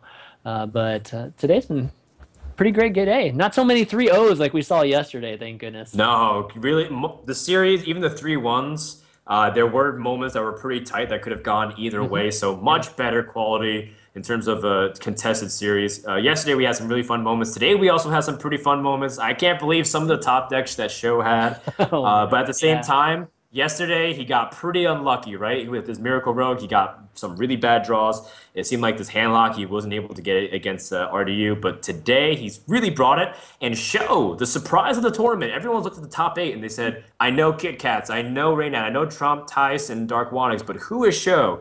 Well, you better take notice because this guy, he's top four, and tomorrow, I don't think he's going to slow down. He's going to take on Ties to challenge for top three. Yeah, this could be a great opportunity to again like get a win here, get a title, and for the community to really start getting to know who this guy is. Yep. And I can't wait to see some games. It's going to be best of five tomorrow. Also, I think is the finals best of five. Also, I The can't. finals is Best of best of seven. Okay, seven, the and they're grand required finals to is the submit best of two more seven. decks. Yeah, But there is yeah, apparently also no advantage. The grand finals just kind of sets up from the beginning. The advantage from the winners bracket is that you're guaranteed top two. yeah. And tomorrow they're also allowed to submit all new decks as well. So once again, come back tomorrow and find out what these guys are going to be playing. It's going to be a really good time, champion, because somebody's about to get a lot richer in That's Hearthstone. right. So no extended series, right? Oh gosh, that is another joke Bringing up only some 90s bad kids will get. memories. Bringing up some bad memories with that. Okay, Oh good boy. stuff. But before we get going, guys, I want to, just let you guys know about a couple things that wellplayed.org is doing right now with this event. We have a raffle that you can enter in. Free stuff. It's best stuff. It's the best kind of thing. So go to wellplayed.org/raffle and you can win some t-shirts, some rainbow kappas from Twitch, and coasters from the Blizzard store. There's going to be 22 different winners. We're going to be drawing that on Monday and then contacting you guys, get your shipping address and all that good stuff once the winners are drawn. And if you go to that page, there's like a I think a list of buttons that you can press, and you can enter in like all those buttons. A lot of them are like following on Twitch, following Twitter, following liking on Facebook, all that good stuff. Enter them all, guys. Give yourself the best chance to win, and hopefully you can get some free stuff. There's also a survey. Frodo, you want to tell them about the survey a little bit? Yeah, so Well Played is doing all kinds of stuff for the event, and they want your feedback. So go to wellplayed.org/survey where you can give feedback. Tell them what they can improve on. They're going to use all this data to also see if they can collect to improve the next experience of Hearthstone. Well Played guys worked really hard. So also, while you're at it, give them a shout out and thank you for this event. But it's not over. We still have stuff tomorrow, Chairman. Yeah, still got stuff tomorrow, and tomorrow's action is going to start at 2 p.m. Eastern, same time as today, and we'll be going until we get to the grand finals and crown a winner here for the WPC Hearthstone event. For those of you on Twitter, I know a lot of people have been tweeting, but continue to tweet on it even after the event and use the hashtag WPCHS. Talk about the event, and hopefully we can get this thing trending. And last shout out to the Well Played team who's been doing the production, as well as Twitch, who's sponsoring the event. This event wouldn't exist without those guys, so big shout out to them and the prize pool. So, we got to break down the prize pool? That was one question that you asked. Yeah, I was very curious It's about it, it's and I it's actually don't know. I think somebody missed. Okay, here we go. So first place is going to be 1.5K, $1,500. Second place is going to be 900. Third place will be 450, and then fourth place will be 150. Okay. So And top four is already guaranteed money here. yep. So all those guys are in the money, and congratulations to them for just kind of achieving that already. But okay, guys, I think that's going to be it. I have a quick plug from us. You can follow us on Twitter at Shaman at Frodan, and you stream, right? You stream too, Frodan, right? I do, just not recently because I've been pretty busy doing a lot of real life stuff. But Real I life. What? yeah, yeah, I'm try harding that for a little bit, but I don't like it. I might come back to virtual reality. That's funny. But you can follow us or just check out our stream. I try to stream a little bit every night. You can watch me play some Hearthstone, twitch.tv/ShamanV also. But we'll get started again 2 p.m. Eastern, 8 p.m. Central Eastern Time tomorrow. So tune in, have some fun with us, see some great matches. We'll see you then, guys. Later. Later.